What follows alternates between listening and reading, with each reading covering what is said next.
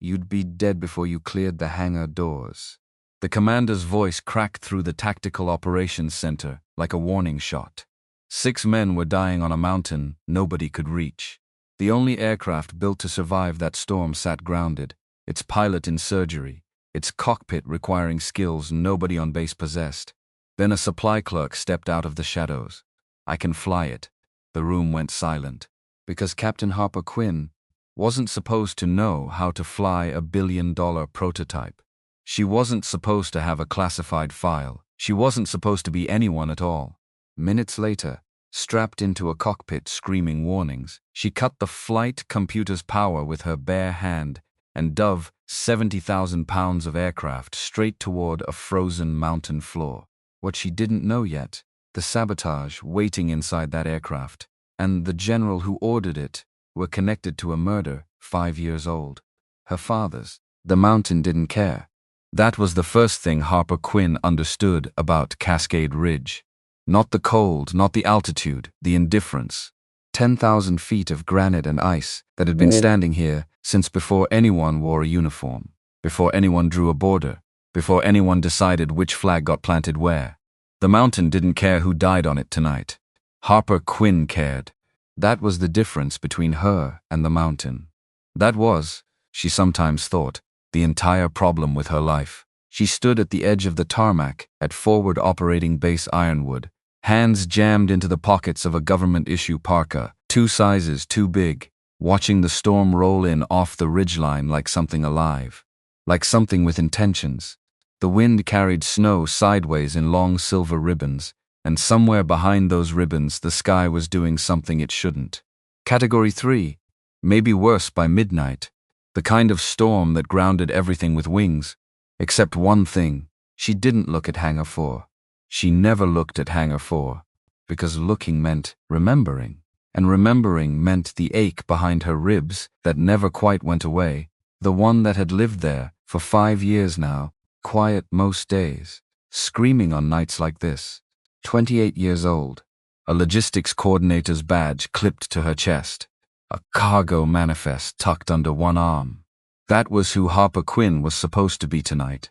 That was the woman the base saw when she walked the corridors. Efficient, unremarkable, forgettable. They had no idea, Quinn. A voice behind her, clipped, impatient, "You're needed inside." She turned.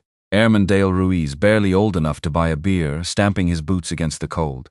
His breath came out in ragged white clouds. "Needed for what?" Harper said. "Supply runs not till 0600. Not supply." Ruiz's face was doing something strange.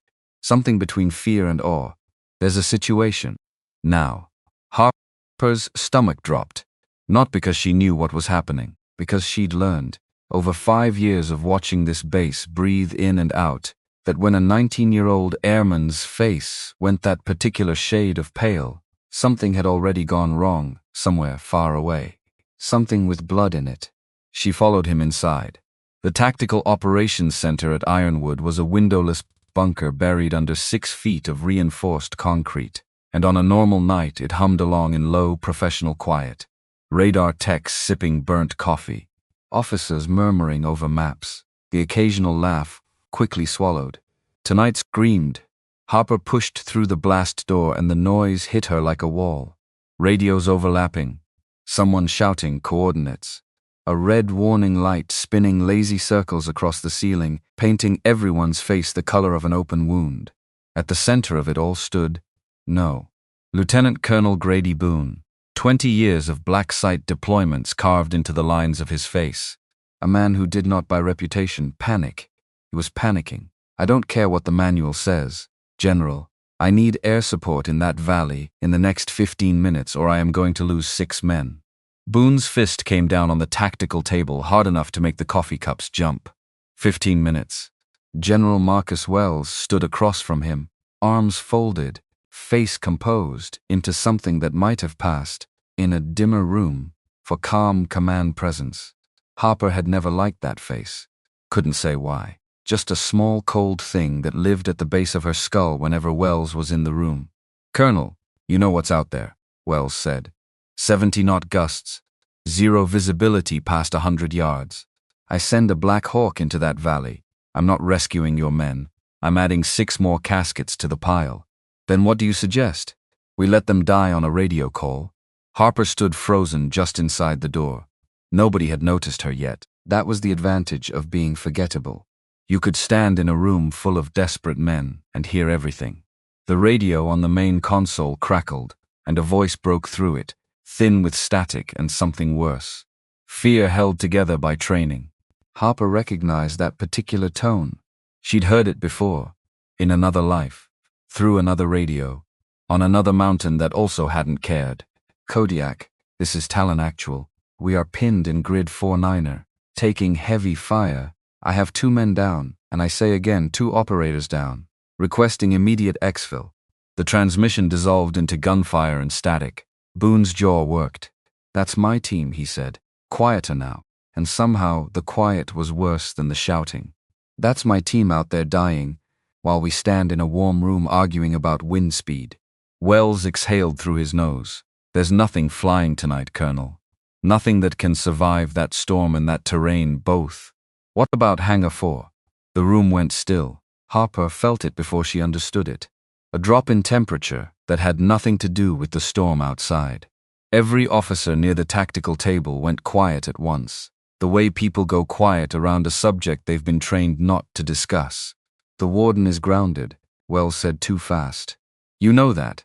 I know it's the only aircraft on this base built to survive exactly this. Stealth skin. All-weather rating. Enough firepower to level a hillside. Why, in God's name, is it sitting in a hangar while my men die? Because, Wells said, and something flickered behind his eyes that Harper would think about later, turn over and over in her mind trying to name. The pilot rated for it collapsed 3 hours ago. Ruptured appendix. He's in surgery right now. The backup pilot is stationed in Colorado, 6 hours out by the fastest transport we have. That aircraft requires a neural interface flight profile that takes 18 months to certify on. You cannot simply put someone else in that seat. Boone's hands curled into fists at his sides. Then I'll fly it myself. You'd be dead before you cleared the hangar doors. Harper Quinn had spent 5 years learning how to be quiet, how to disappear into a hallway, into a supply manifest, into the version of herself that nobody asked questions about. 5 years of swallowing a truth that lived in her chest, like a stone, heavy, familiar, always there. She had told herself, more times than she could count, that she would carry that stone forever, that the promise she'd made didn't require her to speak, that silence was safer. Silence had kept her alive, kept her invisible, kept the people who'd ended her father's career and, though she couldn't prove it, maybe more than his career, from ever looking at her twice. But 6 men were dying on a mountain right now, and she was the only person in this room who knew how to save them. I can fly it, her own voice surprised her. Too loud, too sure. It cut through the noise of the room like a blade through fabric, and every head turned toward the doorway where a logistics coordinator in an oversized parka stood with a cargo manifest still tucked under her arm. Silence. The kind that has weight. The kind you could lean against. Boone stared at her like she'd spoken in a foreign language. Excuse me. I can fly the warden. Harper stepped forward, and something in her spine straightened that hadn't been straight in 5 years. I'm rated on it. I've logged more hours in that airframe than anyone currently on this base. A short, disbelieving laugh escaped Boone. Not cruel, just stunned. You're a supply clerk. I'm a lot of things you don't have clearance to know about, Colonel. Wells's face had gone the color of old paper. Captain Quinn, he said, and his voice had a careful, controlled quality that made the cold thing at the base of Harper's skull sharpen into something like a warning. This isn't the time for what, General? For the truth? Harper's eyes locked onto his and did not move. Because I think we've established that men are dying on that mountain right now while everyone in this room debates who's allowed to save them. Boone looked between the two of them. Something was passing in the air that he didn't have the context to read, and Harper watched him decide, in real time, that he didn't care what it was. He had 6 men bleeding out in a canyon. That was the only math that mattered to him tonight. Prove it, he said. The verification took 4 minutes that felt like 4 hours. A terminal. A security clearance code that made the young technician's fingers hesitate before he typed it in, because codes like that weren't supposed to exist on a base like this, weren't supposed to belong to a woman with a supply clerk's badge. A screen that filled slowly with a redacted file, black bars swallowing most of the text, but not all of it. Not the parts that mattered. DARPA Advanced Rotorcraft Division. Experimental Flight Test Program. Pilot designation Quinn. H. Boone read it twice. His face changed each time, cycling through disbelief, then something closer to shock, then a kind of dawning, furious respect. "You're the shadow pilot," he said. "The one from the Nevada program. I heard rumors. I thought they were rumors. They weren't rumors." Harper's voice had gone flat, controlled. The voice she used when she was holding something back with both hands. "For 3 years I flew every test profile the Warden program threw at it. High G maneuvers, night envelope expansion, weapons integration under load. When the primary test pilot couldn't handle the transition math, I rewrote the flight computer's control laws myself and flew the corrected profile the next morning." "Then why," Boone said slowly, "are you pushing paperwork at a forward operating base in Montana?" "Because I refused an order. Because a 3-star general wanted to push the airframe past its structural limits for a demonstration in front of investors. And I said no, and saying no to the wrong man in the wrong room is a career-ending sentence even when you're right. Especially when you're right." She didn't say all of that. She said only the part that mattered. "Because I made an enemy of someone with more stars than sense. They buried me here to keep me quiet." Her eyes flicked involuntarily toward Wells. It worked. Until tonight. Wells said nothing. His silence had a texture to it that Harper couldn't name yet, but would later come to recognize as guilt wearing the mask of caution. Boone keyed his radio without waiting for permission from anyone. "Talon Actual, this is Kodiak. Hold your position. Help is coming." Then he turned to Harper, and something in his face had rearranged itself entirely. The disbelief was gone. What remained was cold, desperate calculation. "Suit up, Captain. Wheels up in 10 minutes, Colonel." Wells's voice cracked through the room like a whip. "I have not authorized this." Boone didn't even turn around. "With respect, General, in about 4 minutes, I'm going to have 6 dead operators on my conscience, and I would rather have a live pilot breaking regulations than a dead radio silence following them perfectly." He looked at Harper. "Move." She moved. Hangar 4 smelled like jet fuel and cold steel, and something else underneath it that Harper's body remembered before her mind caught up. Ozone. The particular electric tang of a fly-by-wire system running its diagnostic loop. 5 years since she'd smelled that exact combination, and her heart still knew it instantly, the way you know your own name. The Warden sat in the center of the hangar, like something that had crawled out of a myth. Matte black, radar-absorbent skin swallowing the overhead lights instead of reflecting them. Sweeping wings tipped with massive rotors currently angled skyward, waiting. A fuselage that managed to look both predatory and patient, the way a snake looks patient right before it doesn't need to be anymore. 60 feet of engineering that had cost more than some small country's entire defense budgets, and right now it was the only thing standing between 6 men and a mountain that didn't care whether they lived. Chief Engineer Nolan Pierce was already running toward her, tablet in hand, face carved into hard lines of worry. "Captain Quinn," he said, her rank like it still didn't fit right in his mouth, like he was trying it on for the first time. "I need you to understand something before you get in that cockpit. I understand it's grounded. I understand the primary pilot is in surgery. I understand we don't have time for a briefing, Nolan. You don't understand this part." He grabbed her arm, and his grip was tighter than professional courtesy allowed, tight enough that she felt the tremor running through his fingers. The avionics suite was mid-update when Henderson went down. "The stealth profile is reading intermittent faults. I haven't finished diagnosing it. I don't know if it's a software conflict or something worse." Something worse. The words landed in Harper's chest and stayed there cold and small. "Define worse." "I don't have time to define it. I have time to tell you it's there." Pierce's eyes searched hers, looking for something. Permission, maybe, or absolution.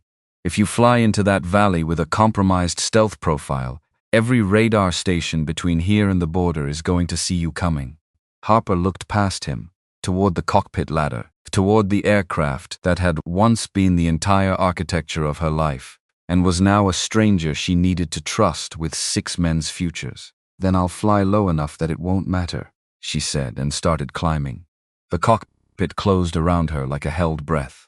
Dual multifunction displays bloomed to life under her hands, bathing her face in cold green light.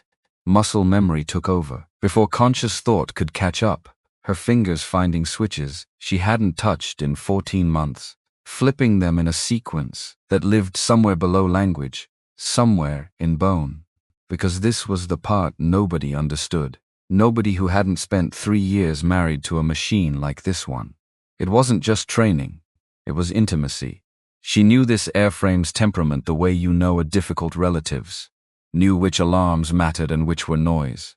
Knew that the trim indicator lagged half a second behind reality, and you had to compensate before it caught up, not after. Except tonight the machine had secrets. Tonight it was hiding something in its wiring, and she was flying into a blizzard to find out what. Lieutenant Owen Pratt scrambled into the co-pilot's seat beside her, young, pale, hands already shaking against the restraint buckles. He couldn't have been more than 25. Too young for the fear that had already colonized his face. Captain, I have trained on the weapons systems, but I've never actually breathed. Lieutenant, I don't know if I can do this. You don't have a choice. Neither do I. Harper's hands didn't stop moving across the control panels even as she spoke, and there was something almost gentle underneath the steel in her voice. So we're going to do it scared. Together, that's how it works. Boone dropped into the jump seat directly behind them, rifle across his knees, eyes fixed on the back of Harper's helmet, with an intensity that felt like a physical weight. Talon Actual has maybe 20 minutes left, he said. Maybe less. Then we'll make 20 minutes count. Pierce appeared at the base of the boarding ramp, tablet clutched to his chest like a shield. Captain 1. More thing. Nolan, we are out of time. I checked the maintenance logs while you were suiting up. His voice had dropped, gone careful in a way that made Harper's spine go rigid. The stealth profile didn't degrade on its own. Someone accessed the encryption handshake protocol for the radar jamming suite 4 hours ago. Manually. Someone wiped it. The words hung in the freezing hangar air. Sabotaged, Harper said. I can't prove who. I can prove it wasn't an accident. Harper's hand hovered over the ignition sequence, suspended between 2 versions of tonight. The one where she believed this was simply bad luck, bad timing, a machine failing at the worst possible moment, and the one where someone inside this base had deliberately crippled the only aircraft capable of saving 6 men's lives. She thought of General Wells's face in the Tactical Operations Center, the particular quality of his silence. She thought of her father. Later. There would be time to think about this later, if there was a later at all. Note it, she said. Report it to Colonel Boone II, we're wheels up. Right now I have 6 men to reach before this mountain finishes what the storm started. She engaged the primary ignition sequence, and the warden began slowly, terribly, to wake. The twin turboshaft engines came alive with a sound like the sky tearing. 12,000 shaft horsepower spooling toward full power, the entire airframe shuddering under the force of it, hangar windows rattling in their frames. Harper felt the vibration travel up through the seat, through her spine, settle into her teeth. This was the part she'd never been able to explain to anyone who hadn't sat in this seat. The way a machine this large, this violent, could feel like an extension of your own nervous system if you let it, if you trusted it, if you stopped fighting it and simply became part of what it was doing. Kodiak Tower, this is Warden 1. She called into her headset, and her voice came out steadier than she felt. Requesting immediate hangar release. We are heavy, we are hot, and we do not have time to wait. A pause. Static. Then the tower controller's voice, clipped with barely restrained disbelief. Warden 1, be advised. Current conditions exceed all standard departure minimums. Copy that, tower. Cleared or not? We're going. Another pause. longer this time. Harper imagined the controller staring at his screen, weighing regulations against 6 lives on a mountain, and she was grateful, in that moment, that someone up there made the same calculation she had. Warden 1, you are cleared for departure. God be with you. The massive hangar doors began to grind open, revealing a wall of horizontal snow lit orange by the sodium lights outside, and beyond that wall, nothing. A blizzard that had swallowed the mountains whole. Harper pulled up on the collective. The warden lifted off the concrete floor with a groan that traveled through her hands like a living thing's protest, and for exactly 1.5 seconds, everything felt controlled, felt possible. Then the cockpit erupted into alarms. Warning. Pitch anomaly detected. Asymmetric thrust. Warning. The nose lurched downward without her input, a violent, unnatural motion that had nothing to do with wind or weather, and everything to do with a flight computer that had just decided, based on corrupted data, that the aircraft was inverted. The right rotor dipped toward the hangar's steel support beams, close enough that Harper could see individual rivets in the half-second before her body reacted faster than her mind could process what was happening. Whoa, I've got it. Pratt's hands slammed onto his own set of controls, fighting the yoke, trying to force the nose back up through sheer panic and instinct. Let go. Harper's voice cracked through the cockpit like a gunshot. Let go of the controls, Owen, now. He released them. She was already moving, already understanding, in the animal part of her brain that had spent 3 years learning this machine's every failure mode, exactly what was happening. The corrupted flight computer believed the aircraft was upside down. If she fought it with normal corrective inputs, it would overcorrect violently, catastrophically, snapping the airframe apart in the process of trying to save it. There was only one answer. It was the answer that went against every instinct a human body had ever evolved. She pushed the stick forward, leaned into the dive the alarms were screaming against, and in the same motion, slammed her palm against the manual severance switch, physically cutting the data link between the corrupted flight computer and the rotor servos. Sparks erupted from a panel near Pratt's knee. The computer screamed a dying protest through the cockpit speakers before falling silent. And then it was just her. Just her hands, her boots on the anti-torque pedals, 70,000 pounds of aircraft with no computer left to lie to her about which way was up. Her muscles caught fire instantly, every tendon in her forearms straining against the raw mechanical weight of a machine never designed to be flown this way. Not really. Not for long. The hangar floor rushed toward the windscreen. 5 feet. 4.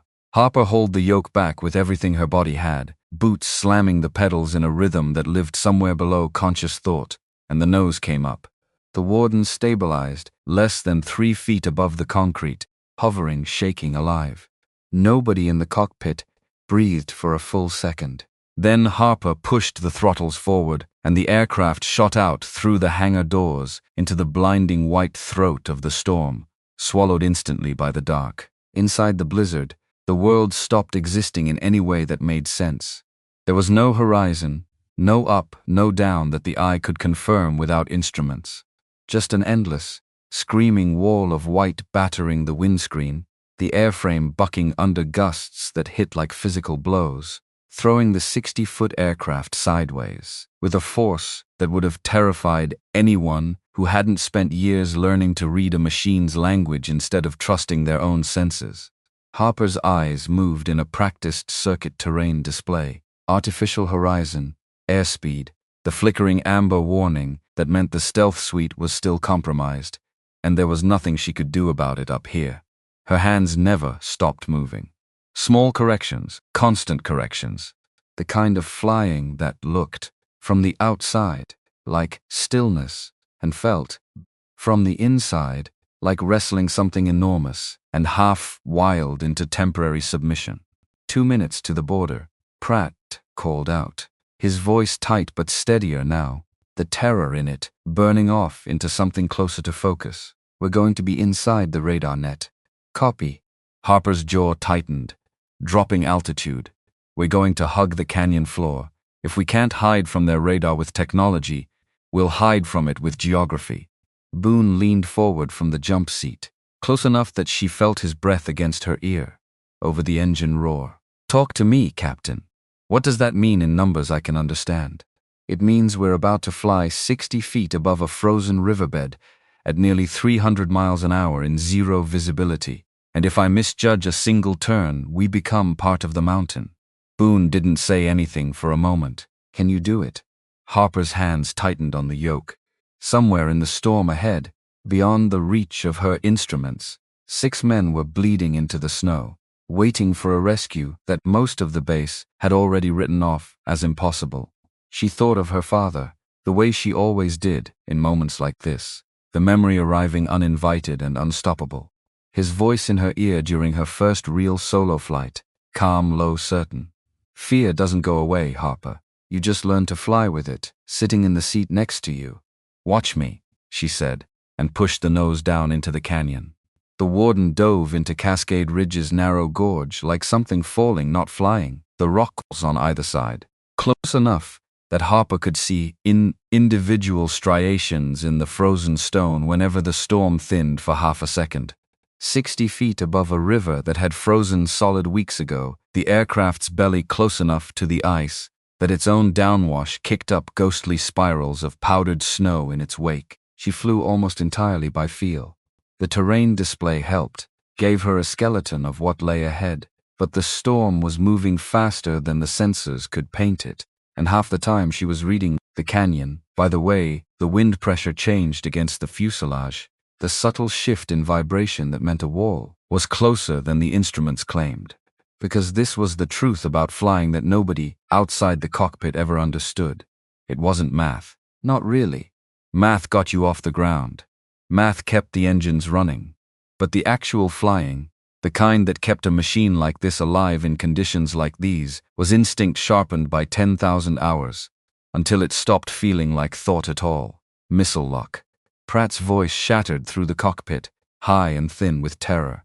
The radar warning receiver had gone from an intermittent chirp to a solid, steady wail. We're painted, Captain. Something's got a lock on us. Where?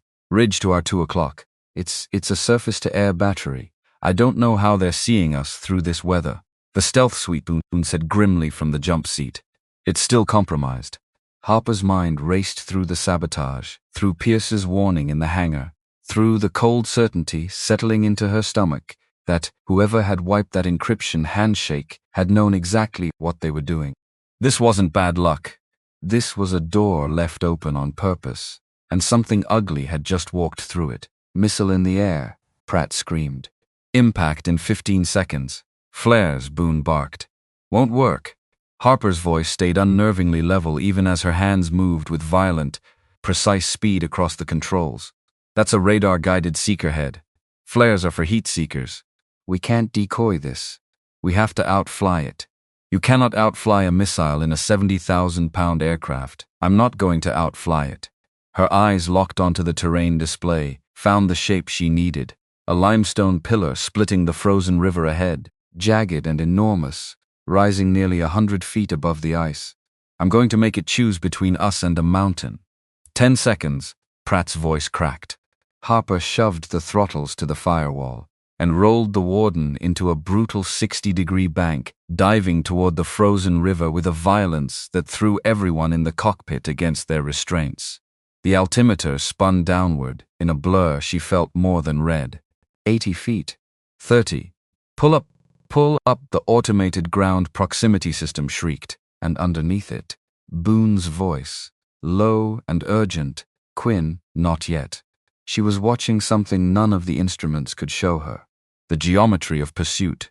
The way a radar-guided weapon commits to a predicted intercept point the instant its target stops behaving unpredictably. She needed the missile to commit. She needed one more second of nothing but straight, terrifying descent before she gave it a reason to lose her now. She stomped the left pedal and hauled the yoke back with everything her body had left, and the warden's massive rotors bit into the freezing air and ripped the entire aircraft sideways in a violent skidding turn that sent the starboard wingtip screaming past the canyon wall close enough to touch. A wall of kicked-up ice and river spray erupted hundreds of feet into the air behind them. The missile, traveling too fast to track the impossible deviation, lost its lock in the churning cloud of ice and slammed into the limestone pillar instead. The explosion hit the aircraft like a physical wall, a shockwave that rattled every rivet in the airframe and sent a rain of sparks down from the overhead circuit breakers. The warden bucked violently, and Harper's arms screamed with the effort of holding it level, but she held it. She held it because there was nothing else in the world to do except hold it. For 3 full seconds, nobody in the cockpit spoke. Then Pratt exhaled something that was half a laugh and half a sob.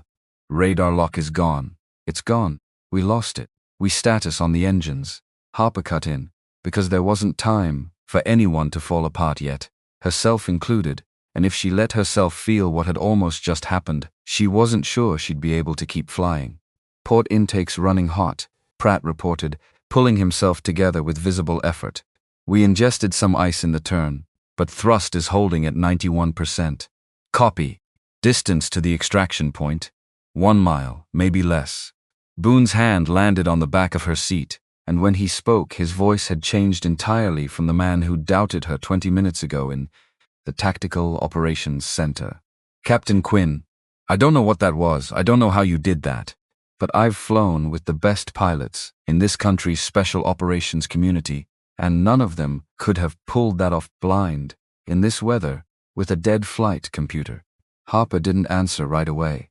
Her hands were still shaking, a fine tremor she was fighting to keep out of the controls, adrenaline burning through her bloodstream like something with teeth.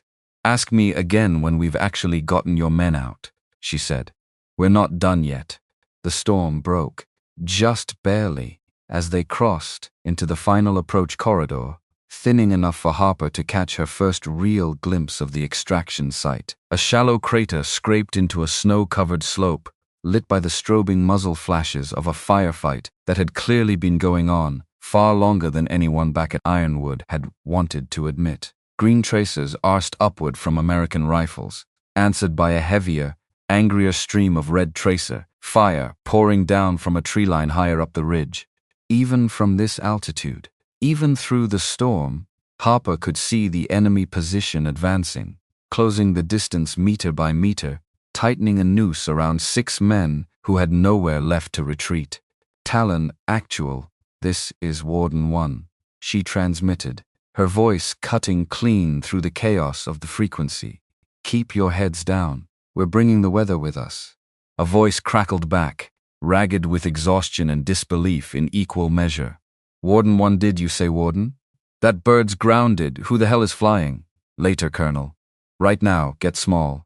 She swung the massive aircraft toward the enemy position, fighting to hold a stable hover in crosswinds that wanted nothing more than to tear the Warden sideways into the mountain. To the fighters below, half blind in the storm, the aircraft descending out of the blizzard must have looked like something out of a nightmare. A black shape with no visible source, appearing from nowhere, radar-absorbent skin swallowing what little light there was. "Lieutenant Pratt." Harper's voice had gone hard, focused entirely on the geometry of the fight below. "I'm giving you the steadiest platform I can manage in this wind. I need that tree line cleared." Pratt's hands found the gunner's controls, and whatever fear had lived in him during the missile lock seemed to burn away entirely, replaced by the cold clarity of training finally overriding terror. Weapons hot, firing. The belly-mounted cannons roared to life, and Harper felt the recoil travel up through the airframe in rhythmic, concussive pulses, the entire aircraft shuddering with each burst. A wave of fire chewed through the tree line below, and the enemy's return fire, which had been steady and confident moments earlier, began to falter, scatter, break apart into confusion. "Target area suppressed," Pratt reported, breathing hard. "They're pulling back." "Talon actual, prep for immediate extraction," Boone barked into the radio. The response that came back made Harper's stomach drop. "Kodiak, we have a problem. 2 men on stretchers, both critical, and the asset we recovered is a civilian, injured, can't move fast. We're on a 45-degree slope. There's no flat ground within half a mile. You have to come to us."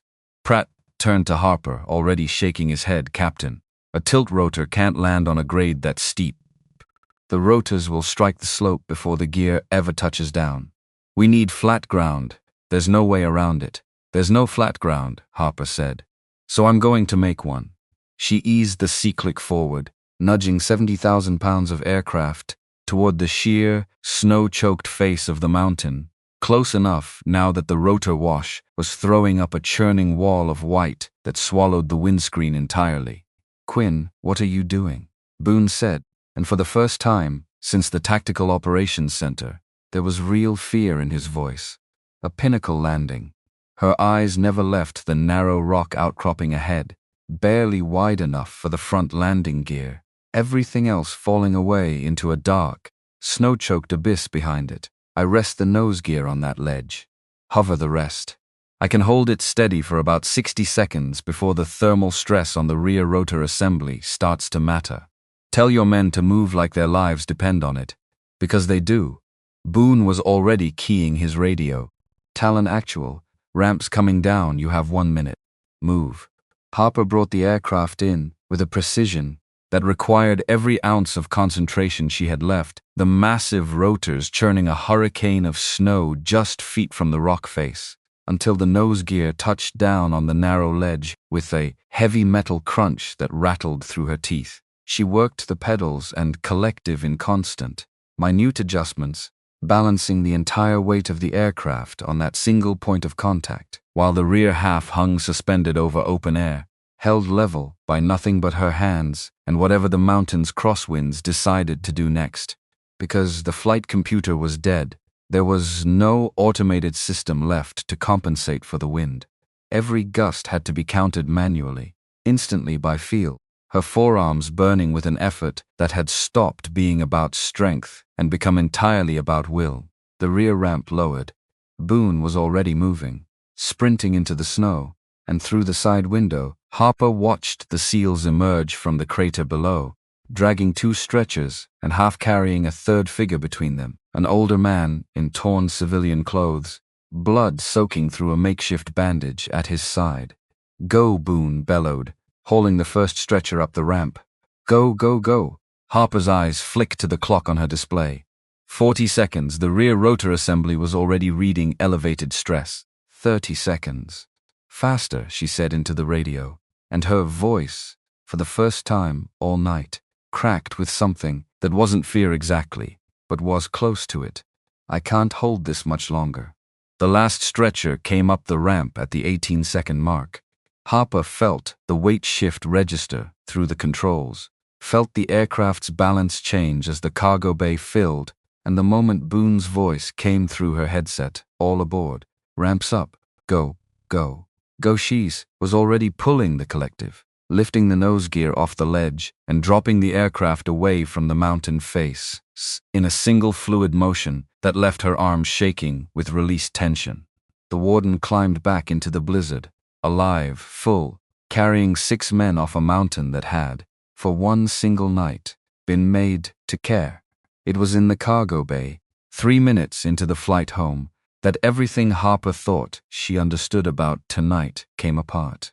She heard it before she understood it, a burst of unencrypted radio traffic bleeding through the cockpit speakers, a channel that shouldn't have been open, carrying a voice she didn't recognize speaking words that turned her blood to ice. "Alpha Team, target has been extracted. Reposition surface-to-air assets to the valley exit corridor. Do not, repeat, do not allow the civilian to leave this airspace alive. Authorization code, Wells Actual." The cockpit went silent except for the roar of the engines. Harper's hands stayed on the controls, steady out of pure discipline, while everything inside her chest rearranged itself around 4 words. Authorization code, Wells Actual. Behind her, in the cargo bay, the injured civilian Dr. Arthur Bennett, according to the manifest Boone had radioed through earlier, had gone rigid on his stretcher, his face draining of what little color remained in it. "They knew," he said, his voice thin and shaking. "They knew exactly where to find us. That wasn't bad intelligence. That was a setup." Boone's voice came through the intercom, low and lethal. "Say that again, Dr. General Wells." Bennett's breathing had gone ragged, whether from the wound or the words he was forcing out. Harper couldn't tell. He sent your men into that valley knowing what was waiting.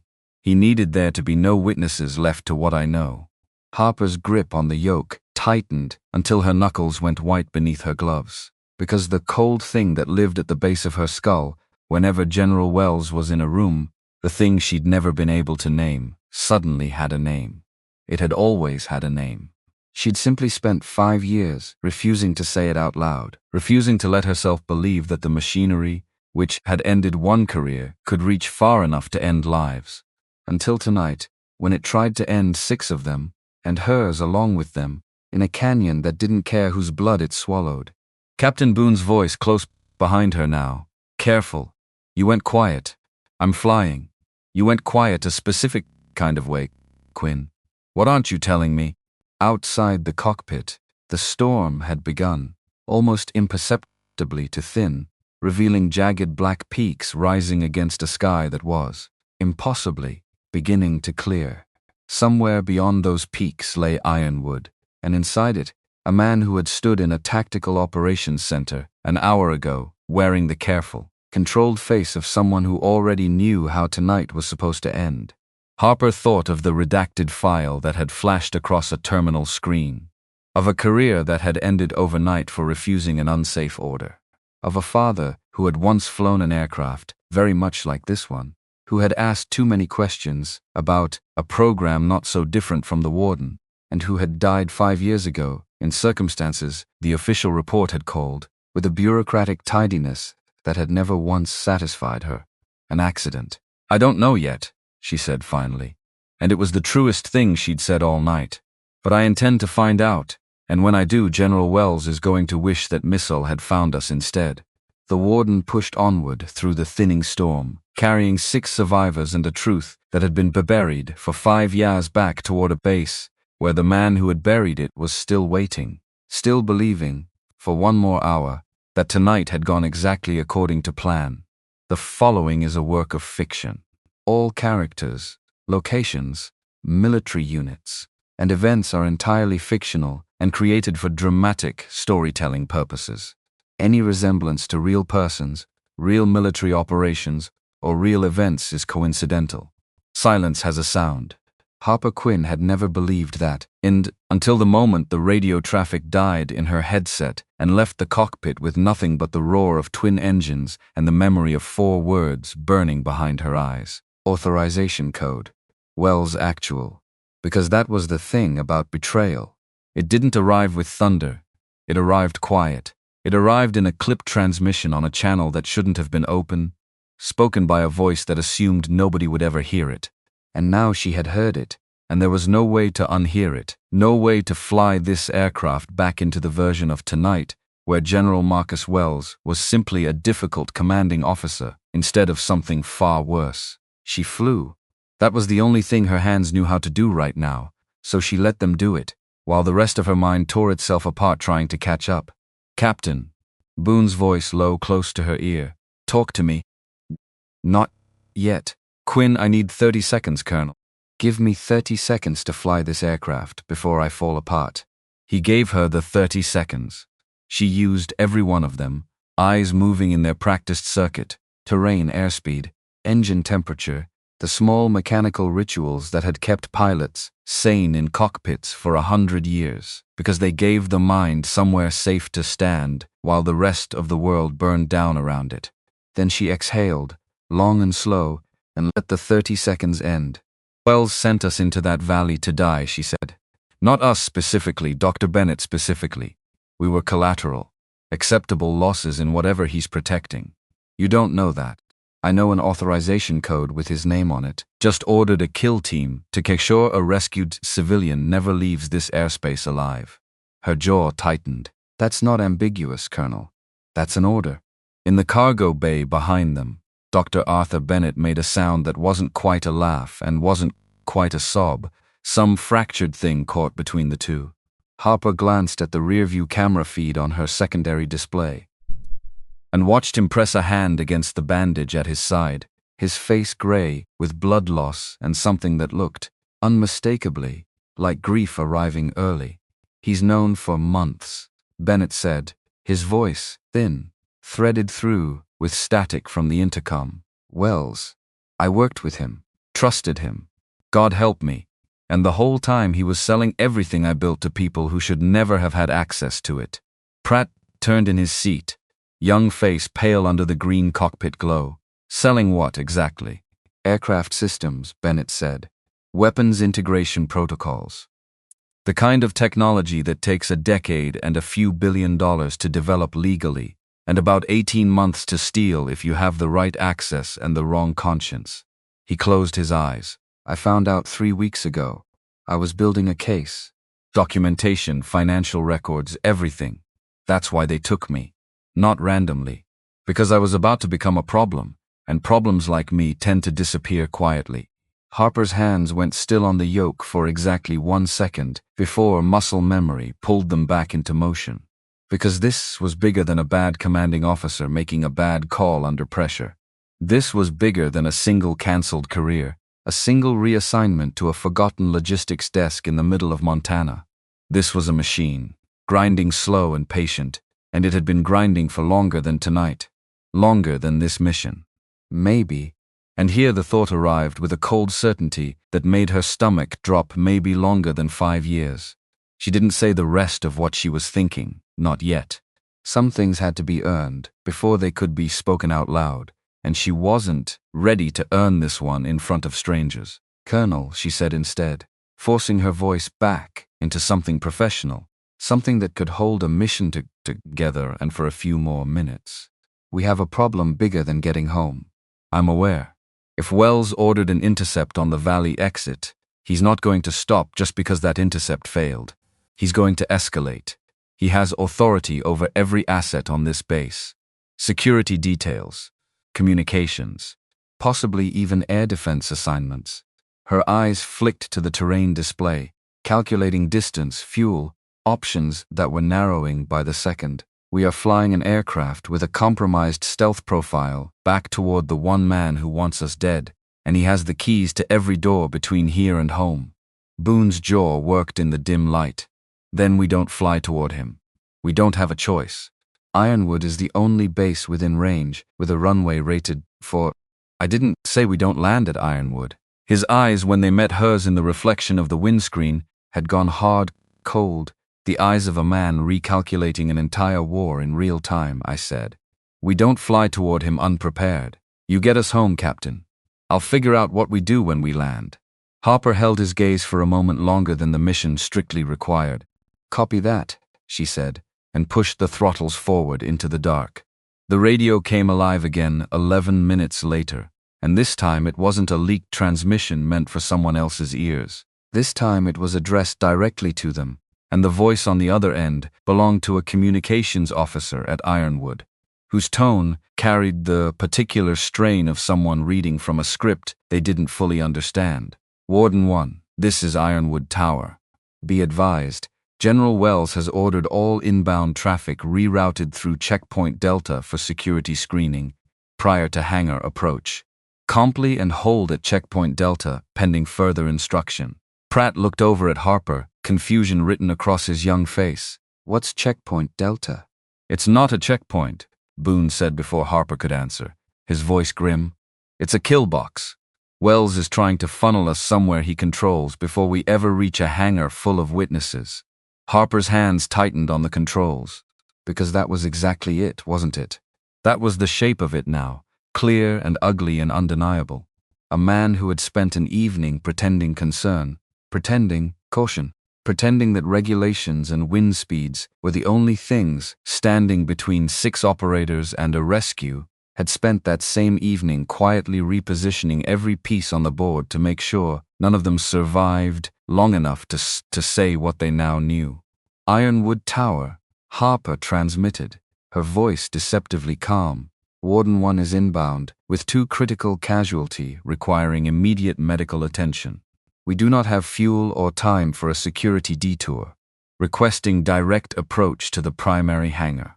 A pause, longer than it should have been, which meant someone on the other end was checking with someone else before answering, and Harper didn't need to guess who that someone else was.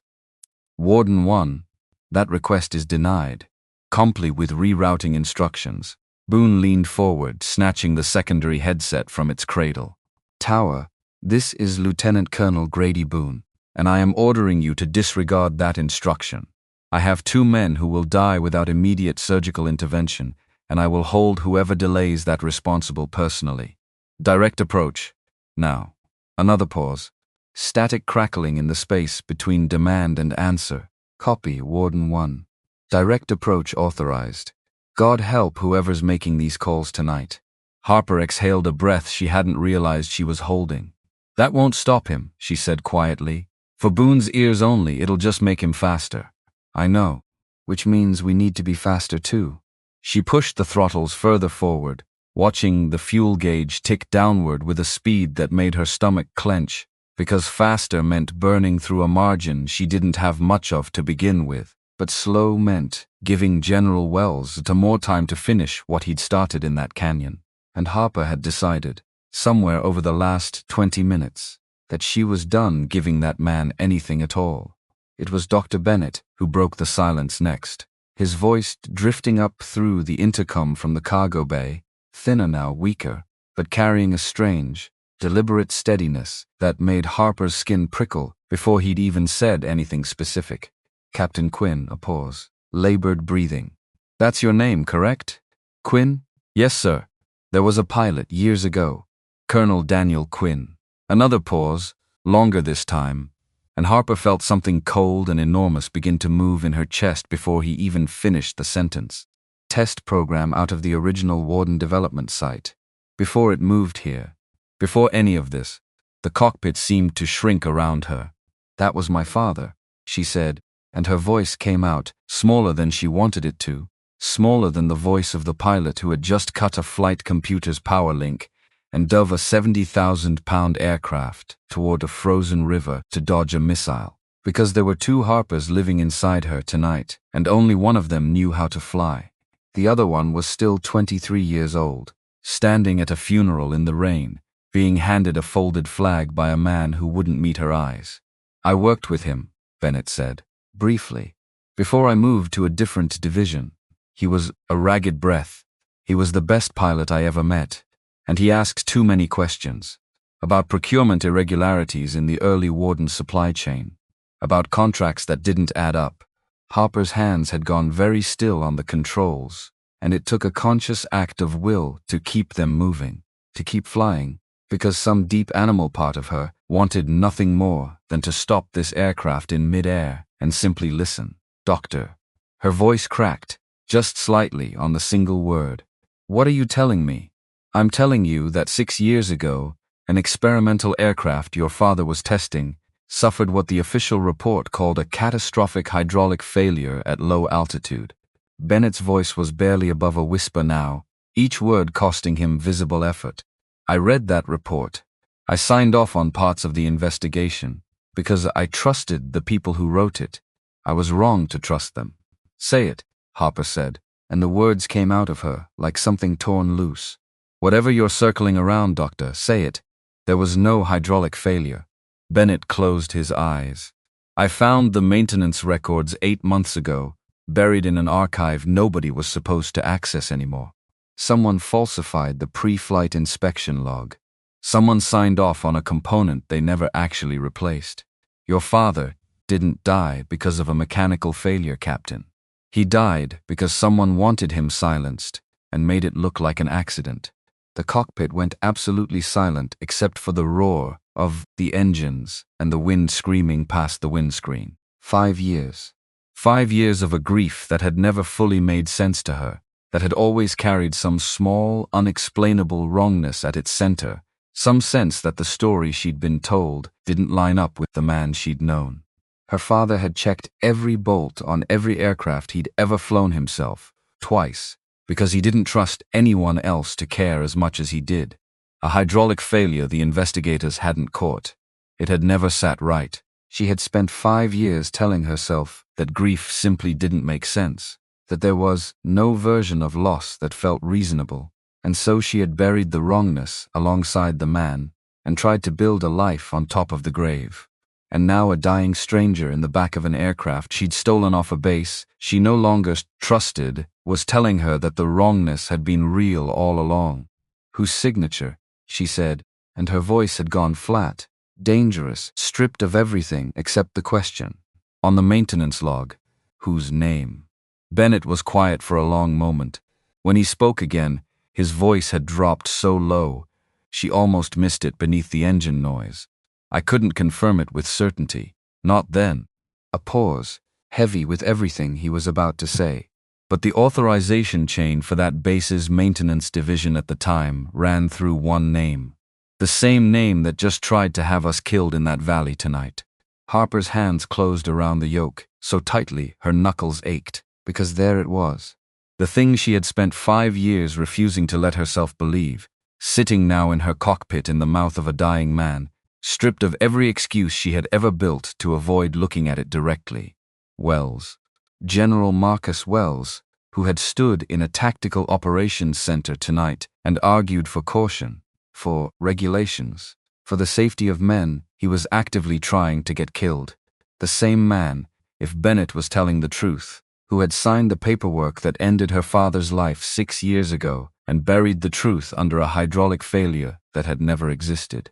She flew, because there was nothing else to do with hands shaking that badly, except keep them on the controls where they could still do something useful. Captain Boone's voice, careful now, watching her in the dim green light. "You went somewhere just now. Come back to me. I'm here." "You don't look here." "I'm flying the aircraft, Colonel. That's all that matters right now." Her voice had gone hard, controlled, a wall built in real time to hold back everything trying to break through it. "We can talk about the rest of it when we're on the ground and everyone in this cockpit is still breathing." Boone studied her for a long moment, and whatever he saw in her face made him nod once, slowly, and lean back into the jump seat without pressing further. Some things his silence seemed to say, a man learned not to push on, not mid-flight, not with a storm still screaming outside, and a base full of enemies waiting somewhere ahead. But Harper felt it anyway, that silence, sitting in the cockpit beside her like a passenger she hadn't invited. The truth had a weight to it. It had been sitting in her chest for 5 years, as an ache with no name, and now it had a name, and the name was heavier than the ache had ever been. Nolan Pierce's voice cut through the cockpit static 20 minutes out from Ironwood, and something in its pitch was wrong from the very first syllable. "Warden 1, this is Pierce. Do you copy?" "Go ahead, Nolan." Harper's voice stayed level, even as her instincts flared, some animal warning system tightening in her chest at the strange, careful quality of his tone. "I need you to change your approach vector." A pause, static crackling in the gap, and underneath it, if Harper listened closely, something that sounded almost like breathing, held too tight. "Come in from the northeast instead of the standard corridor. There's a maintenance issue with the runway lighting on the primary approach." Boone's eyes met Harper's across the cockpit, and she watched the same suspicion she was feeling mirror itself in his face. "Nolan," Harper said slowly, "who told you to relay that instruction?" The pause this time stretched long enough that Harper's stomach dropped before he answered. "General Wells," Pierce said finally, and his voice had gone thin, strained, a man reading words he clearly did not want to say. "He asked me to pass it along directly. Said it needed to come from someone you'd trust. And do I trust you, Nolan?" Another pause. This one felt like a confession all on its own. "I don't know anymore," Pierce said quietly. "I don't know what I am right now. I just know he came to my quarters an hour ago, and he knew things about my sister's medical bills that he shouldn't have known. And he made it very clear what would happen to her care if I didn't cooperate tonight." The words landed in the cockpit like a physical blow, because that was the shape of it, wasn't it? Not just sabotage, not just an isolated act of treason committed by a man desperate to protect his own crimes. A network, a machine with enough reach to find the exact pressure point in an engineer's life and squeeze it until he became a weapon aimed at people he'd worked beside for years. Harper thought of Pierce in the hangar, hours ago, grabbing her arm with a tremor in his fingers, warning her about the stealth suite before she'd even climbed into the cockpit. He hadn't lied about the fault. He'd tried to warn her, in the only way the fear allowed him to, and she hadn't understood at the time that the warning had cost him something. Nolan. She kept her voice as steady and warm as she could manage, reaching for something underneath the fear in his voice. I need you to listen to me very carefully. Whatever he's threatening you with, whatever he's making you do right now, I promise you there is a way through this that doesn't end with you carrying what he's trying to make you carry. I do understand. I understand exactly what it feels like to have someone use the people you love as leverage against everything you know is right. Her jaw tightened. So I'm asking you, one more time, as a friend and not as your commanding officer tonight, what is actually waiting for us on that northeast approach? Silence. Long enough that Harper thought the channel might have dropped entirely. I don't know for certain, Pierce said at last, his voice barely above a whisper. But I overheard him on a secure line an hour ago. Something about repositioning a quick reaction detail near the northeast perimeter.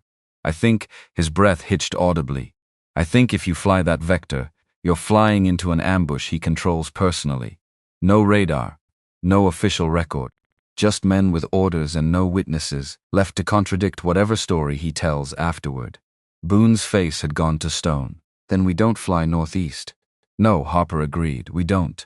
Nolan, Boone said into the radio, his voice carrying the particular gentleness of a man who understood exactly what kind of fear he was talking someone down from. You did the right thing tonight. Do you understand me? Whatever happens next, you did the right thing. A sound came through the radio that might have been a sob, quickly swallowed. Just get home safe, Colonel. Please. The channel went quiet, which left them with a problem that had no clean solution. Harper stared at the terrain display, watching the two approach corridors blink in front of her, one compromised, one leading directly back through the airspace. Wells already controlled from the Tactical Operations Center.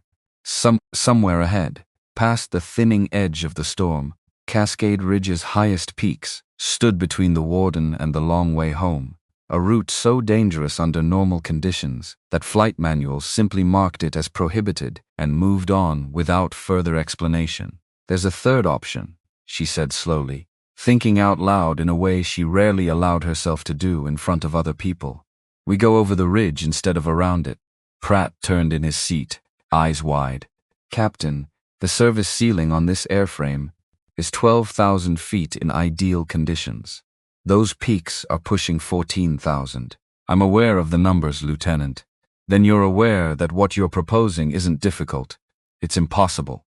Nothing about tonight has been possible, Harper said, and something in her voice had gone quiet and certain, in a way that made the entire cockpit still around her. We flew a compromised aircraft into a Category 3 storm. We dodged a radar-guided missile with a severed flight computer. We landed on a rock ledge the width of a hiking trail with 60 seconds of structural margin. Her eyes didn't leave the instrument panel. Impossible stopped being a reason to say no about an hour ago. Boone leaned forward from the jump seat, studying the terrain display over her shoulder. What happens if we push past 12,000 feet? Engine performance degrades. Rotor efficiency drops in thinner air. We're already running one intake hot from the ice we ingested during the missile evasion. Harper's jaw tightened. If I push these engines past their structural limits to gain the altitude we need, there's a real chance we lose one entirely before we clear the ridge. Maybe both.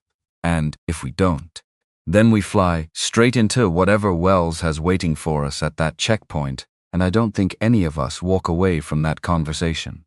The cockpit fell silent except for the engines and the wind, everyone weighing a choice that had no version where the word safe belonged anywhere in the sentence.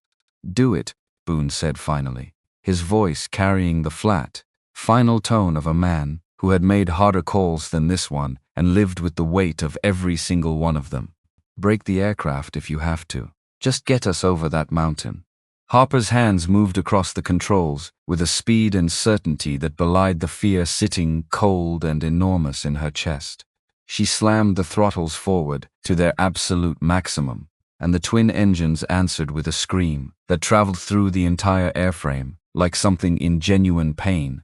RPM gauges climbing into the red zone and staying there, temperature warnings blooming across her display in furious amber light.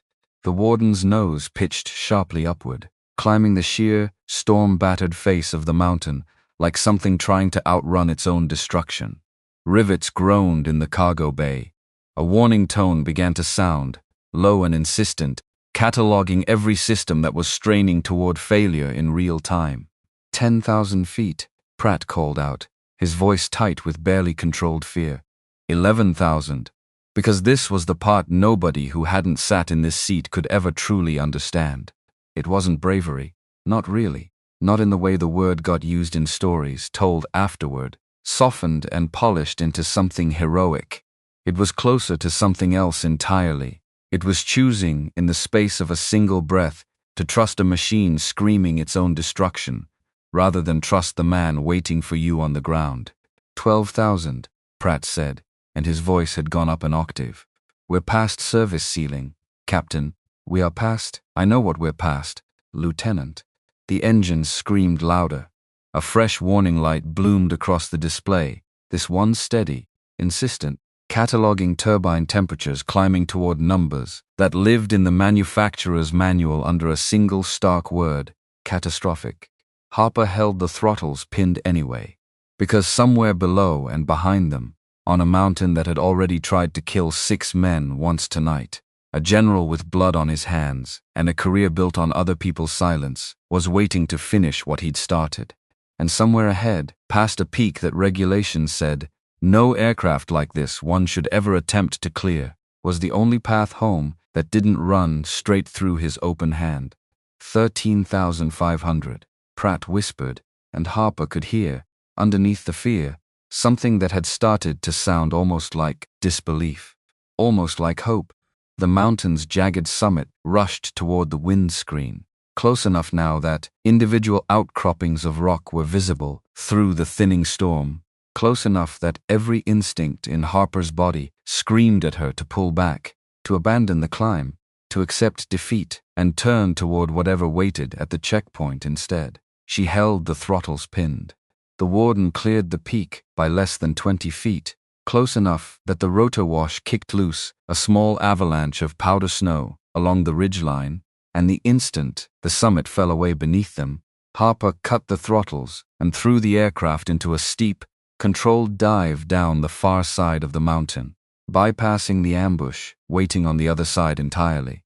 For 3 full seconds, the only sound in the cockpit was the wind and the labored, ragged breathing of 4 people who had just survived something that should not have been survivable. Then Boone let out a long, shaking exhale, and something in it might have been a laugh, or might have been the sound a man makes when he realizes, all at once, exactly how close he came to dying somewhere he never expected to. "Remind me," he said quietly, "never to doubt you again, Captain." Harper's hands were still shaking on the controls, adrenaline burning through her system in a wave that made the cockpit lights swim briefly at the edges of her vision. "Ask me that again," she said, "when we've actually landed somewhere safe." Because safe tonight still felt like a word that belonged to somebody else's story. The final approach into Ironwood came fast, low, and entirely unauthorized. Harper bypassing every checkpoint and rerouting instruction the tower attempted to relay, running instead a direct visual approach toward the primary hangar with Boone's authority as the only cover she had left. Below them, the base spread out in scattered points of light against the dark valley floor, and Harper felt something in her chest tighten at the sight of it, because down there, somewhere in that tactical operations center that had felt like a fortress an hour ago, General Wells was almost certainly still under the impression that his plan had worked, that the warden and everyone aboard it had either been intercepted or had simply vanished into the storm the way inconvenient truths sometimes did. He didn't know yet that they were coming home. He didn't know yet what they knew. That, Harper thought, gripping the controls through the final descent, was about to become a very serious problem for him. "Ironwood Tower, this is Warden 1, she transmitted, her voice steady despite everything churning underneath it. "Declaring an emergency landing, primary hangar, immediate medical response response required for two critical casualties. I am not asking for clearance. I am informing you of my intentions. A long pause. Then, finally, a voice that sounded very young and very overwhelmed. Copy. Warden 1. Emergency services being dispatched to the primary hangar now. The warden came down, out of the last ragged edge of the storm, like something returning from a place it had never been meant to survive. Landing gear striking the tarmac with a heavy, grateful thud, smoke trailing faintly from the overworked port engine. The fuselage scarred and battered, but, against every reasonable expectation, still holding together. Harper cut the engines and sat for 1 full second in the sudden, ringing silence that followed, her hands still trembling faintly against the controls, her body only now beginning to register the full cost of everything it had just survived. Behind her, Boone was already moving, unbuckling, shouting orders toward the medical team, sprinting across the tarmac toward the aircraft's opening ramp. Pratt sat frozen for a moment longer, staring at his own hands as though he didn't quite recognize them, before finally releasing his harness with fingers that wouldn't entirely stop shaking. Dr. Bennett's voice drifted up from the cargo bay one last time, before the stretcher teams reached him, thin and urgent and carrying the weight of everything still unsaid between them. Captain Quinn, a ragged breath. There's more. About your father. About what he found before they silenced him. If you want the truth, all of it, you have to come find me before anyone else does. Because the man who buried it once will not hesitate to bury it again. Harper turned in her seat, meeting his eyes through the narrow gap in the cargo bay divider, and felt something settle inside her chest that had been unsettled for 5 long years. I'm not going anywhere, Doctor, she said quietly. Not until this is finished. Outside, across the tarmac, the blast doors to the Tactical Operations Center were beginning to open, and framed in the harsh floodlight, spilling out from within, stood General Marcus Wells, still under the impression, for a few more seconds, that tonight had gone exactly according to plan. He was about to learn otherwise. Harper Quinn unbuckled her harness, stepped down through the boarding ramp into the freezing night air, and walked toward the man who had spent 5 years believing her silence was permanent. It wasn't. Not anymore. The following is a work of fiction. All characters, location, military units, and events are entirely fictional and created for dramatic storytelling purposes. Any resemblance to real persons, real military operations, or real events is coincidental. The pilot they underestimated. Part 3. The tarmac was ice under her boots. Harper Quinn walked across it anyway, because there wasn't room left inside her for fear of falling. Not tonight. Not after a missile. Not after a mountain that tried to eat the warden whole and failed. A little frozen concrete wasn't going to be the thing that took her down. So she kept walking. Straight line. Chin up. 5 years of swallowed words rising in her throat like something that had finally decided it was done waiting for permission. General Marcus Wells stood in the floodlit doorway of the Tactical Operations Center, and for 1 full second his face did something Harper had waited 5 years to see. It cracked. Just slightly. Just at the edges. The careful, composed mask a man wears when he believes the story is already finished sliding, for exactly as long as it took him to register that the aircraft behind her wasn't supposed to have come home at all. Captain Quinn. His voice found its footing fast. Too fast. A man who had rehearsed for exactly this moment and hated that he needed the rehearsal. You're alive. Disappointed, General? Something flickered behind his eyes. Gone before she could name it. Of course not. I'm relieved. We lost contact with Warden 1 for... The word came out flat. Final. Don't do the relief voice with me tonight. I've had a long evening. I am not in the mood for a performance. Behind her, Boone was already moving off the ramp with the medical teams, shouting coordinates. Pratt trailing him, white-faced and hollowed out. Bennett being lifted carefully onto a gurney by hands that were, for the first time all night, actually trying to help him instead of hunting him. The tarmac had become its own small, controlled storm. Radios crackling. Boots on concrete. Somewhere near Hangar 4's open bay doors, Nolan Pierce stood with his arms wrapped tight around himself, watching Harper and Wells the way a man watches a bomb he isn't certain has finished counting down. Wells's eyes moved past her, toward the gurney carrying Dr. Arthur Bennett. Something in his jaw tightened. Small. Almost nothing. Harper didn't miss it. She never missed the small things anymore. Tonight had cured her of that particular blindness for good. "He's stable," she said. "In case you were wondering. I wasn't aware there was reason to wonder. Weren't you?" She took one step closer. Close enough now to see the fine tremor starting in his hands. The kind a man gets when the ground beneath him has already begun shifting and he hasn't fully admitted it to himself yet. "Because I heard a transmission tonight, General, over Cascade Ridge. Somebody on an open channel gave an order to make sure Dr. Bennett never left that airspace alive." Silence, which told her everything the words hadn't. "I don't know what you think you heard." Authorization code, Wells Actual. She let it sit there in the cold. "I heard exactly what I think I heard."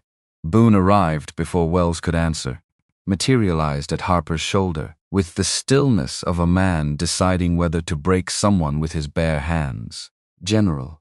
His voice had gone somewhere Harper hadn't heard it go before. Below anger. Colder than anger. "I'd like an explanation. Why did my extraction team fly into a valley already compromised? Why on the way home did my pilot intercept a kill order against a civilian she'd just risked her life to save? Colonel, emotions are running high? Don't." His voice cracked across the tarmac, like a rifle shot. "Do not tell me how I'm feeling. I watched a woman this base called a supply clerk fly a broken aircraft through a blizzard, dodge a missile with a dead flight computer, land on a rock ledge the width of a hiking trail to save 6 of my men. I am not in the mood for your composure tonight." For a moment, nobody moved. Wind cut across the tarmac, carrying the last thin edges of the storm toward the mountains. Somewhere behind them, a stretcher wheel squeaked against the concrete. Small, ordinary, almost obscene against the size of what was happening. Wells's eyes went to Harper. Something shifted in them. Calculation, replacing surprise. "Captain Quinn," he said her name carefully, testing its weight. "You've had a difficult night. I understand that.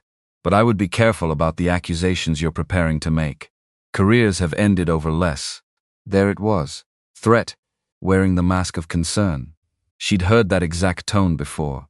5 years ago. Different room, different man. Same stars. Same belief that rank was a kind of permission. "You're right," Harper said, and her voice went very quiet. "Careers have ended over less. Mine did. My father's didn't just end, General. It stopped. Permanently.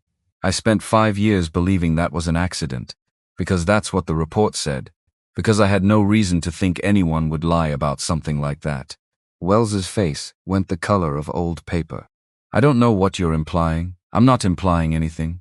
She closed the last of the distance between them, close enough to see sweat forming at his hairline despite the cold. "A dying man in the back of that aircraft just told me my father's hydraulic failure was never a hydraulic failure at all.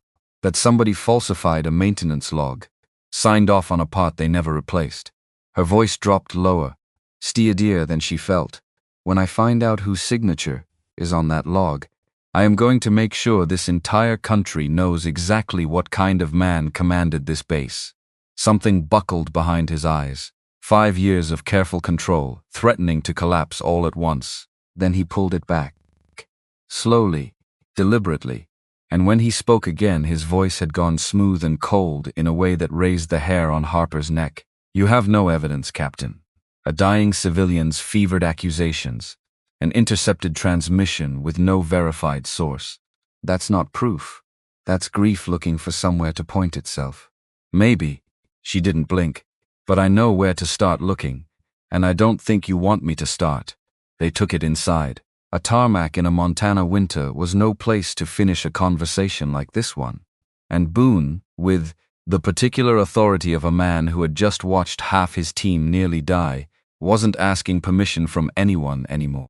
The Tactical Operations Center had emptied of its earlier chaos, most of the night shift redirected outside to the medical response, leaving only a handful of officers and technicians who moved through the space with the careful quiet of people who could feel something enormous happening and didn't yet understand its shape. Wells stood behind the tactical table, the same table he'd stood behind hours earlier, arguing wind speeds and regulations while 6 men bled into the snow. Boone stood across from him, arms folded, jaw set.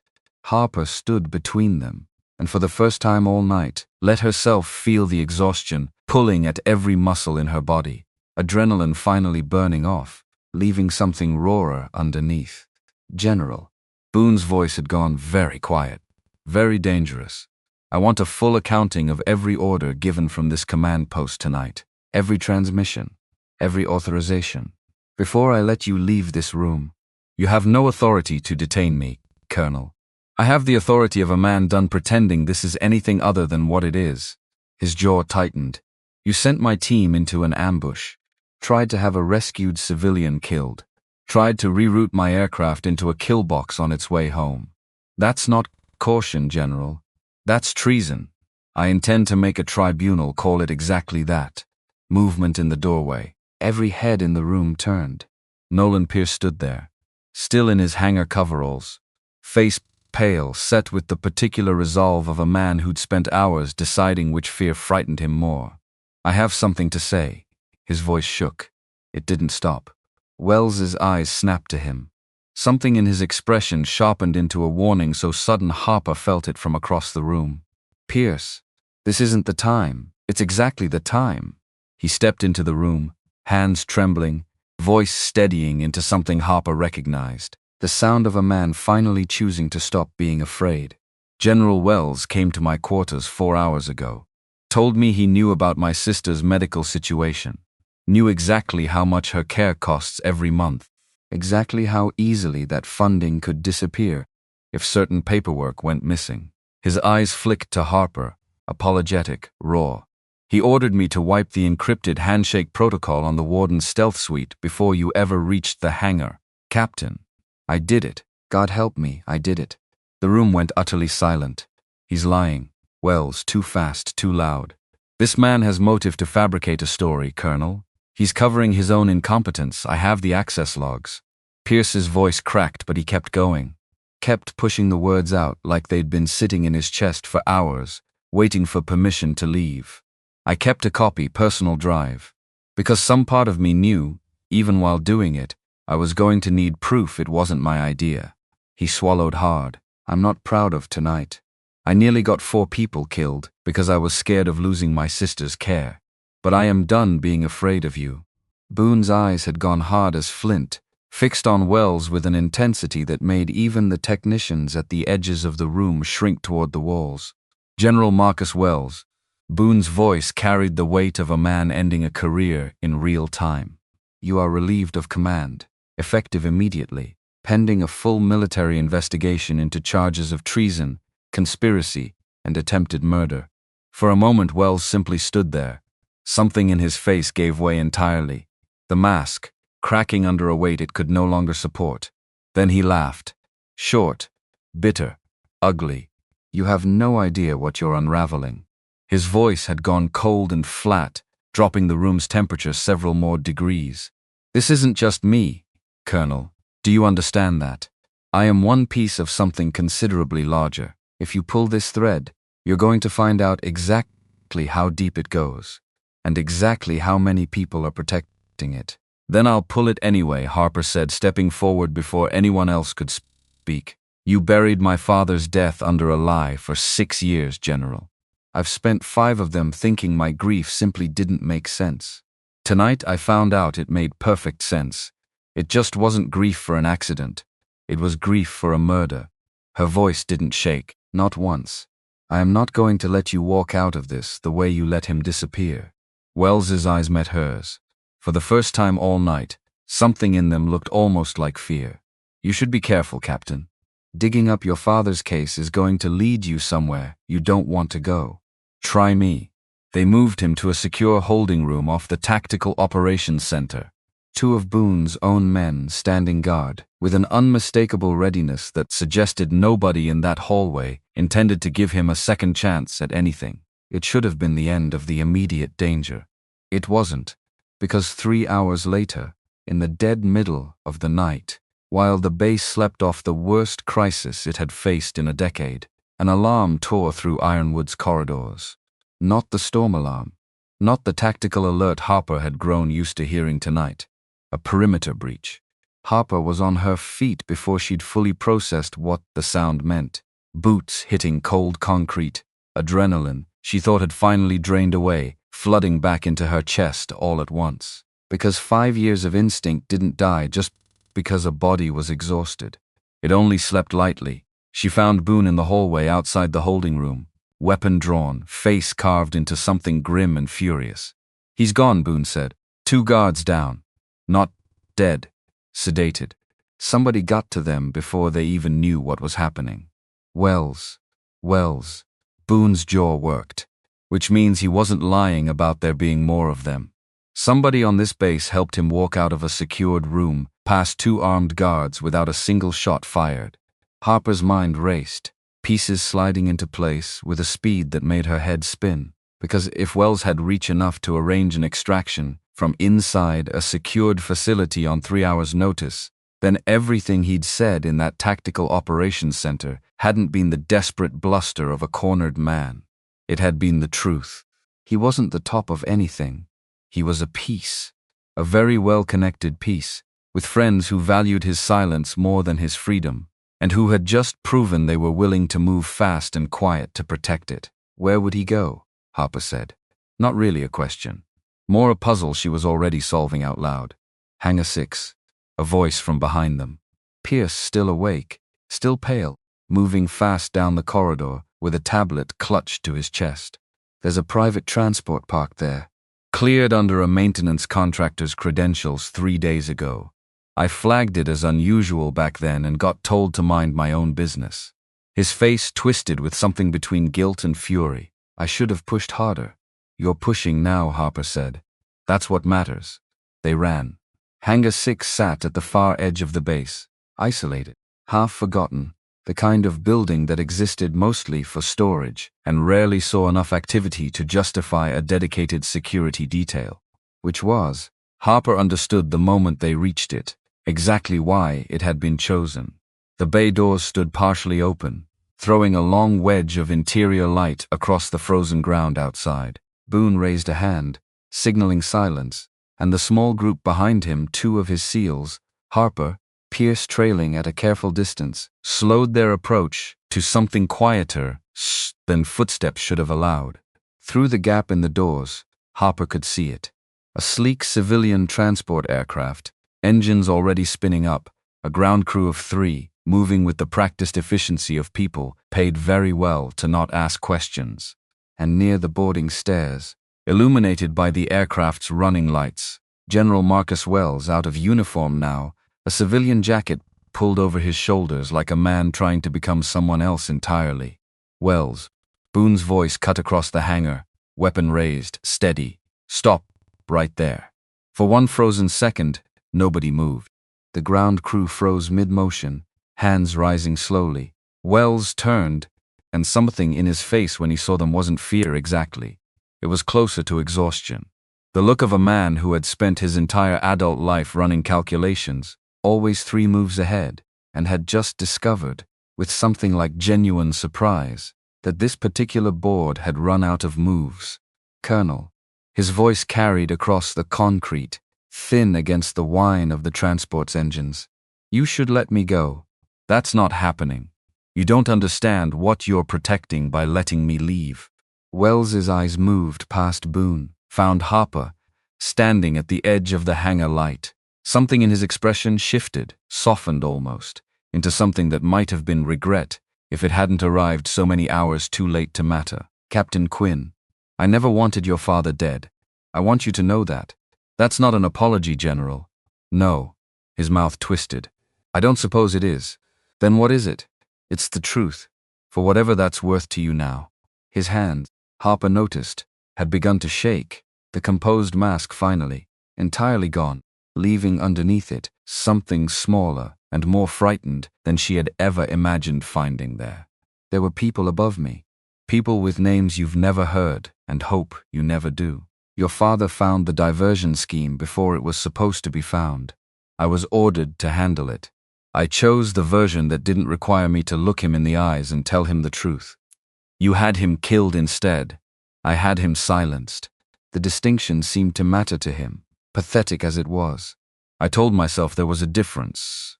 I have spent 6 years telling myself there was a difference. There wasn't. Harper's voice had gone very quiet, very steady. There never was. Something in Wells's shoulders finally completely collapsed, and in that collapse, Harper watched a decision form behind his eyes, one she recognized with a cold certainty a half-second before he moved. Not surrender. Something worse. His hand went toward the inside of his jacket. Wells, Boone's voice sharp, urgent, but Wells wasn't reaching for a weapon. Harper understood that a half-second later, watching him pull free instead a small, worn data drive, holding it up in the hangar light like an offering, like the only currency he had left in a world that had just run out of places for him to hide. "This is everything," he said, his voice cracking now, all pretense finally gone. "Every name, every transaction, everyone above me who's protected this for years. I copied it 8 months ago as insurance, in case anyone ever came close enough to threaten me the way you have tonight." His eyes found Harper's, held them. "I'll give it to you, all of it. Your father's proof, and so much more than that. But I need something in return." "You're not in a position to negotiate," Boone said. "I know exactly what position I'm in, Colonel." Wells's laugh came out broken, hollow. "I'm asking anyway, because it's the only thing left I can do that might mean something. Protective custody. A chance to testify against the people who ordered your father's death, Captain, instead of simply being the man who's remembered for causing it." Harper looked at the drive in his outstretched hand. 6 years of buried truth, condensed into something small enough to fit in her palm, and she thought, standing there in the cold hangar light, of every version of tonight where she might have chosen differently, might have let her fury decide instead of her judgment, might have let him board that transport and disappear into whatever protection his allies had waiting, taking the full truth with him forever. "Give it to Colonel Boone," she said finally. "Not to me. I don't trust myself to be the one holding it right now." Wells's hand trembled as he crossed the space between them, placing the drive into Boone's waiting palm. And the moment it left his fingers, something in his posture changed entirely. The fight finally, completely draining out of him, leaving behind only a tired, broken man in a stolen civilian jacket, waiting to be led away in restraints for the second time in one impossible night. The data drive changed everything, because what Boone's team found on it over the following 72 hours wasn't simply confirmation of Wells's guilt. It was an entire architecture of corruption, stretching back nearly a decade, implicating names far above a single base commander's pay grade.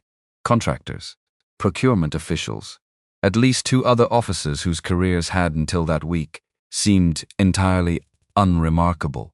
Harper sat through most of those 72 hours in a small debriefing room adjacent to the base's investigative wing, answering the same questions in slightly different configurations from a rotating cast of federal investigators who had descended on Ironwood within a day of the arrest. She told them about the storm, about the sabotaged stealth suite, about the missile over the frozen river and the mountain they had climbed past every reasonable limit to survive. She told them, finally, about her father, about a journal that had waited 6 years in a locked drawer to speak the words its author no longer could. By the 3rd day, she had stopped flinching every time she said his name out loud.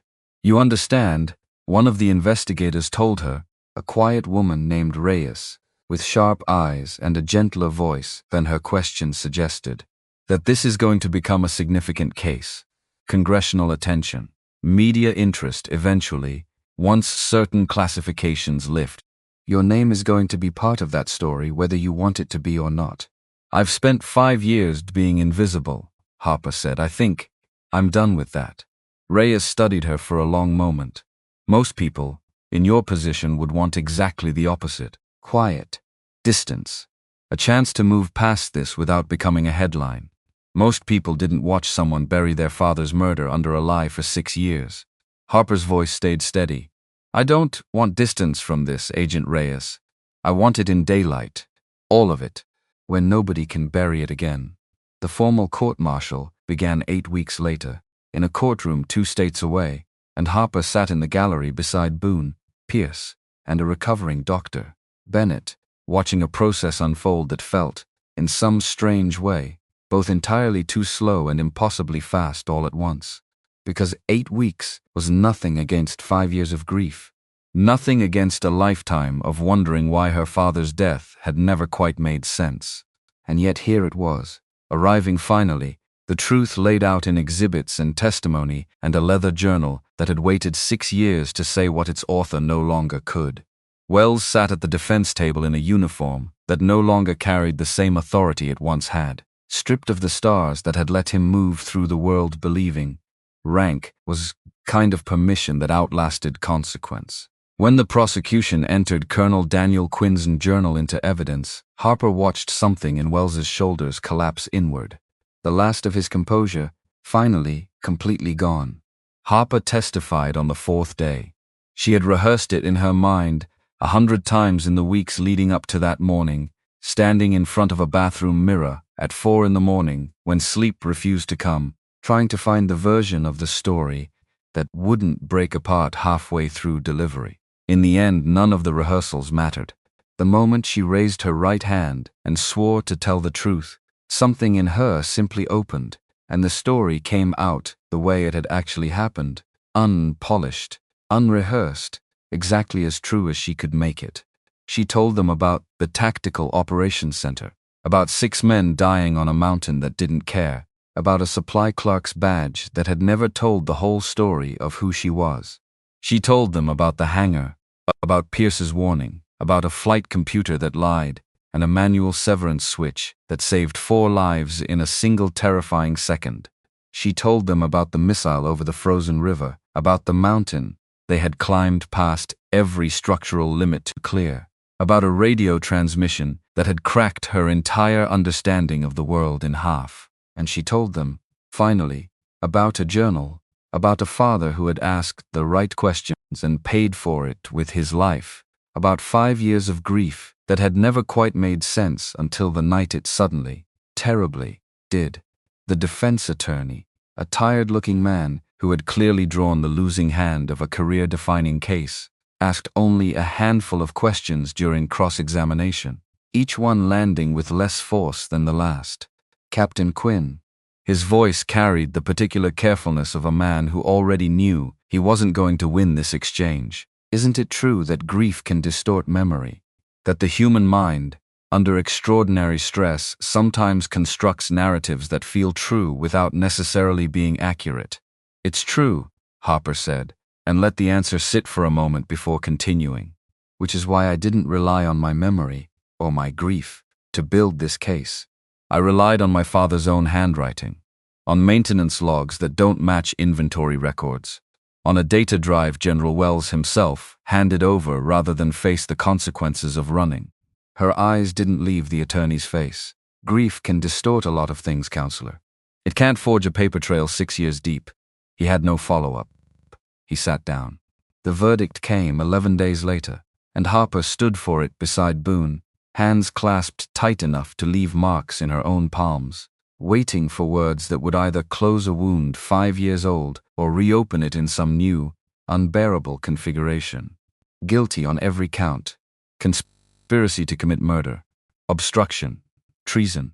A sentence that would keep General Marcus Wells behind bars for the remainder of whatever life he had left, stripped of rank, stripped of pension, stripped of the careful reputation he'd spent decades constructing on top of other people's silence. Harper felt, watching him led out of the courtroom in restraints, not triumph exactly. Something quieter than that. Something closer to relief. The specific relief of a weight finally set down after being carried so long, you'd forgotten what it felt like to stand without it. Outside the courthouse, reporters had gathered in a loose cluster on the steps, drawn by weeks of speculation about a case the Pentagon had tried, unsuccessfully, to keep contained. Harper paused at the top of the steps, Boone at her shoulder, and let herself be seen for the first time in 5 years without flinching from it. Captain Quinn. A reporter's voice, urgent, pushing forward. Do you have anything to say to the families of the other officers implicated in this case? The ones who may have suffered similar losses? Harper looked out at the small crowd, at the cameras, at a version of visibility she had spent 5 years running from and now standing here, no longer wanted to run from at all. I'd tell them what I wish someone had told me 5 years ago, she said, her voice carrying clean across the steps. That the silence isn't permanent unless you let it be.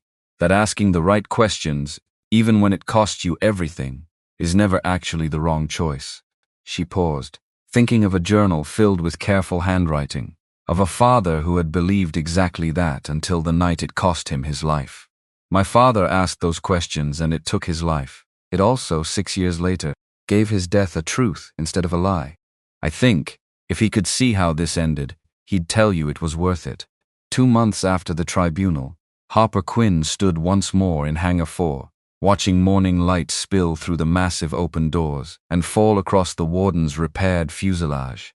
The scars from that night in the storm mostly patched now, though a few still showed if you knew where to look. Nolan Pierce approached from across the hangar, a fresh coat of confidence in his stride that hadn't been there in the weeks immediately after the tribunal, when guilt had still hung around him like a coat he couldn't quite shed. His sister's medical care, Harper had learned, had been quietly and permanently secured through a federal witness protection fund. One small mercy carved out of an otherwise brutal several months. They cleared the aircraft for full operational status, he said, stopping beside her, both of them looking up at the machine that had nearly killed them all, and then, against every reasonable expectation, brought them all home. Test flight scheduled for next week. Who's flying it? Pierce's smile held a quiet certainty that made Harper's chest tighten with something warm and unfamiliar after months of grief and fury and vindication. Who do you think, Captain? I haven't officially accepted the position yet. You will. She laughed, and it surprised her, the sound of it unfamiliar in her own throat, after so long spent guarding every reaction. You're very confident for a man who spent months apologizing to me. I'm confident, Pierce said, because I've watched you fly, Captain. Some things a person doesn't unlearn, no matter how many quiet years they spend pretending otherwise. Boone found her there 20 minutes later, and the man who approached her now carried none of the doubt he'd worn the night they'd first met, no trace of the disbelief that had colored his face when a logistics coordinator stepped forward and claimed she could fly the impossible. There's a promotion board meeting next month, he said, without preamble. My recommendation is already filed. Chief Test Pilot, full command authority over the Warden program going forward. His eyes met hers, steady, sincere. The position is yours if you want it. Nobody's going to question it this time. Nobody's going to bury it. Harper looked up at the massive black aircraft, sitting in the hangar's morning light, thought of a father who had asked the wrong questions and paid for it with his life. Thought of a journal that had waited 6 years to finally speak. Thought of a night on a mountain that didn't care, and a truth that had, in the end, mattered more than the silence that tried to bury it. I want it, she said quietly. Not for me, for him. Boone nodded slowly, understanding settling into his features without need for further explanation. For him, he agreed. And for whoever comes after you, whoever needs to know that asking the right questions doesn't have to end the way it ended for your father. Not anymore. There's something else, Harper said, and something in her voice made Boone go still. Attentive. I want to start a review. Every case on file where a pilot or engineer in this program was quietly reassigned, discharged, or died under circumstances the official record called routine. I want someone to actually look at them, all of them, not just my father's. Boone was quiet for a moment. When he spoke, his voice had gone rough with something that sounded, unmistakably, like pride. I'll authorize it myself, he said. Consider it done.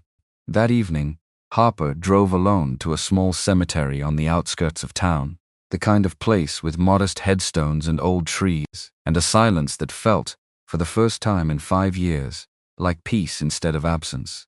She knelt at her father's grave, the leather journal held carefully in both hands, and for a long moment simply sat there, letting the wind move through the bare branches overhead, letting herself feel everything she'd spent 5 years refusing to feel because feeling it had seemed, for so long, like it would break her entirely. "I found it," she said quietly, to a headstone that couldn't answer, to a father who nonetheless felt, in that moment, close enough to hear her. The truth. All of it. "It took 5 years and a night I almost didn't survive, but I found it. I made sure everyone knows what really happened to you." She paused. The wind moved through the trees. "I'm not the only one, either," she continued, and her voice caught, just slightly, before steadying again. "There were others. Other pilots. Other engineers who asked questions and paid for it the way you did. I'm going to make sure their families get what I got. An answer. Not an accident report that never made sense." Somewhere in the distance, Harper could hear the faint, familiar rhythm of rotor blades cutting through evening air. Some other pilot, on some other mission, carrying forward the same work her father had once carried, the same work she would carry now in his place. "I'm not going to stop asking questions," she said, and her voice had steadied into something that sounded, for the first time in longer than she could remember, entirely like her own. "I promise you that. Whatever this costs me going forward, I am never going to be quiet again." She stayed until the sun dropped below the tree line, and when she finally rose and walked back toward her car, she carried the journal with her, not as a wound anymore, but as something closer to a compass. 1 year later, Harper Quinn stood at the edge of Ironwood's tarmac once more, watching a new class of test pilots gather near Hangar 4 for their first orientation briefing, young faces bright with the particular nervous excitement of people about to be handed responsibility for something enormous and unforgiving. The base looked different now, not physically, not in any way a stranger would notice. But Harper felt the difference every time she walked its corridors. A quiet reckoning had moved through Ironwood over the past year, program reviews and policy changes, and a small, unassuming plaque near the entrance to Hangar 4 that hadn't existed 12 months earlier. A plaque bearing the names of 6 pilots and engineers, her father among them, each one quietly reassigned, discharged, or lost under circumstances that had, for years, been called routine, and had turned out to be anything but. Nolan Pierce had stayed on as chief engineer, his access logs and quiet courage that night having become, in the months since, something the newer recruits spoke about with genuine respect rather than suspicion. Colonel Boone had been promoted, his recommendation letter for Harper's own advancement cited more than once in the review board's final decision, and Dr. Arthur Bennett, fully recovered, had returned to consulting work with the program. Though he visited Harper's office more often than the job strictly required, the two of them having settled into something between colleague and family that neither had quite expected, but both had come quietly to value. Harper thought, watching the young pilots gather, of a night that had changed everything. A storm that hadn't cared whether anyone lived. A mountain that had almost claimed 6 men and very nearly claimed her along with them. A truth that had waited 5 years to finally be spoken, buried under a lie so carefully constructed that even the people closest to it had believed it without question. She thought of her father, and the particular kind of courage it took to keep asking the right questions even when every instinct told you the answers might cost you everything. And she thought, finally, of herself, 5 years ago, standing at a funeral in the rain, believing that grief without answers was simply the price of loving someone who flew machines built to test the very edges of what was possible. She knew better now. Grief without answers wasn't a price. It was an unfinished sentence, waiting patiently for someone brave enough to write its ending. Captain Quinn. One of the young pilots approached, hesitant, clearly uncertain whether interrupting was allowed. A young woman, dark hair pulled back into a regulation bun, eyes bright with the particular hunger of someone who had spent her whole life being told to make herself smaller, ask fewer questions, accept the version of events she was handed without pushing back. Is it true, what they say about you, that you flew a compromised aircraft through a Category 3 storm with a dead flight computer? It's true, Harper said simply. How did you know you could do it? How did you know you wouldn't fail? Harper looked past her, toward the warden, sitting in the hangar's morning light, its black fuselage catching the sun in a way that made it look, for just a moment, less like a machine and more like something alive, something that remembered exactly what it had survived. I didn't know, she said. I've never known, not once, not in any of it. You don't do something impossible because you're certain you'll succeed. You do it because the alternative, standing still while people you could have saved are lost, is worse than any fear you could ever feel in that cockpit. The young pilot absorbed this for a moment, something shifting behind her eyes. My instructors say you're the best pilot this program has ever had. Harper's mouth curved into something that wasn't quite a smile, but was close enough to feel like one after everything it had taken to get here. Tell them, she said, turning back toward the hangar, toward the aircraft, waiting patiently for her in the morning light, toward a future her father had died trying to protect, and that she had spent 5 years learning to finally claim for herself, that the best pilot this program ever had was a man named Daniel Quinn. I'm just trying to finish what he started. She walked toward the warden, boots steady against the frozen tarmac, chin up, 5 years of silence finally, completely behind her. Somewhere in the wide Montana sky above Cascade Ridge, the storm clouds that had once tried to swallow her whole had long since cleared, leaving nothing behind but open air and the promise of every flight still waiting to be flown. Because that was the truth nobody had ever fully explained to her, not in flight school, not in her father's careful handwriting, not in any manual thick enough to hold every lesson a person needed. Courage wasn't the absence of fear. It never had been. It was choosing, again and again, in cockpits and courtrooms and quiet cemeteries at the edge of town, to keep flying anyway. 6 years before the storm. Colonel Daniel Quinn stood in an empty hangar at midnight, staring at a spreadsheet that didn't add up, and felt the particular cold that has nothing to do with weather. Because numbers were supposed to be honest. That was the whole point of them. You could lie with words. You could lie with a smile, with a handshake, with a promotion ceremony, and a fresh set of medals pinned to your chest. But numbers either matched or they didn't, and right now, at 11:58 at night, in a hangar that smelled like jet fuel and old coffee, the numbers in front of Daniel Quinn did not match. He set the tablet down on the workbench, rubbed his eyes, picked it back up again, because some part of him kept hoping the discrepancy would resolve itself if he simply looked hard enough. The way a word starts to look wrong the longer you stare at it, until it stops looking like a word at all. It didn't resolve. It never did.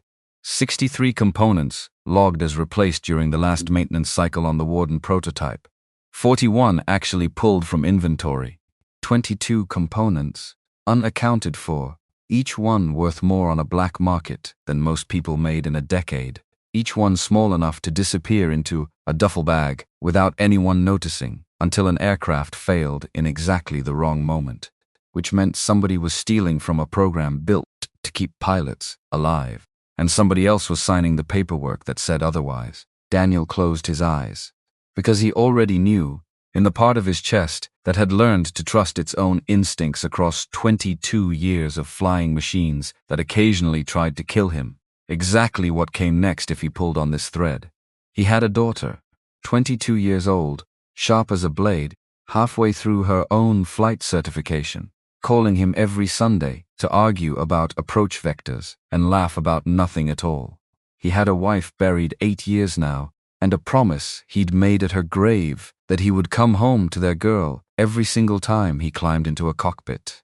Pulling on a thread like this one didn't come with guarantees about coming home. He pulled anyway.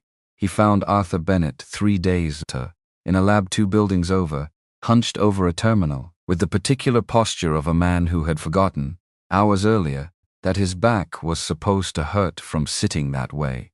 Arthur. Bennett looked up, blinking behind his glasses, like a man surfacing from deep water. Daniel, it's nearly midnight. I know what time it is. You look terrible. I feel terrible. Daniel dropped into the chair across from him, tablet in hand, and something in his face must have told Bennett this wasn't a social visit, because the younger scientist's expression sharpened immediately, all traces of exhaustion burning off into focus. "What is it?" Daniel slid the tablet across the desk, watched Bennett's eyes move across the numbers, watched the exact moment understanding arrived, because it arrived on Bennett's face, the same way it had arrived on his own 3 nights earlier. A kind of quiet, physical recoil, as though the numbers themselves might be contagious. "This can't be right," Bennett said. "I've checked it 4 times. 22 components. That's not clerical error, Daniel. Nobody misplaces 22 components by accident." Bennett's voice had dropped, instinctively, the way voices do when the words themselves start to feel dangerous to say out loud. "Who has signing authority on this maintenance cycle?" Daniel didn't answer right away, because saying the name out loud made it real, in a way that thinking it hadn't quite managed yet, and some stubborn, hopeful part of him had spent 3 days trying to find another explanation. A clerical mix-up. A transfer to another division that hadn't been logged properly. Anything that didn't end with a name he'd trusted for 6 years. "General Wells," he said finally. Bennett's face went very still. "Daniel." His voice had gone careful now, the way you talk to someone standing too close to an edge. "Do you understand what you're saying? I'm saying the paperwork has his signature on it, Arthur. I'm not saying anything else yet. I don't know yet whether he's the one taking the parts, or whether he's just the one signing off on inspections that never happened because somebody above him told him to look the other way." Daniel's jaw tightened. "But somebody is stealing from this program, and somebody is covering for it, and both of those things are wearing General Wells's signature." He reported it through proper channels the next morning.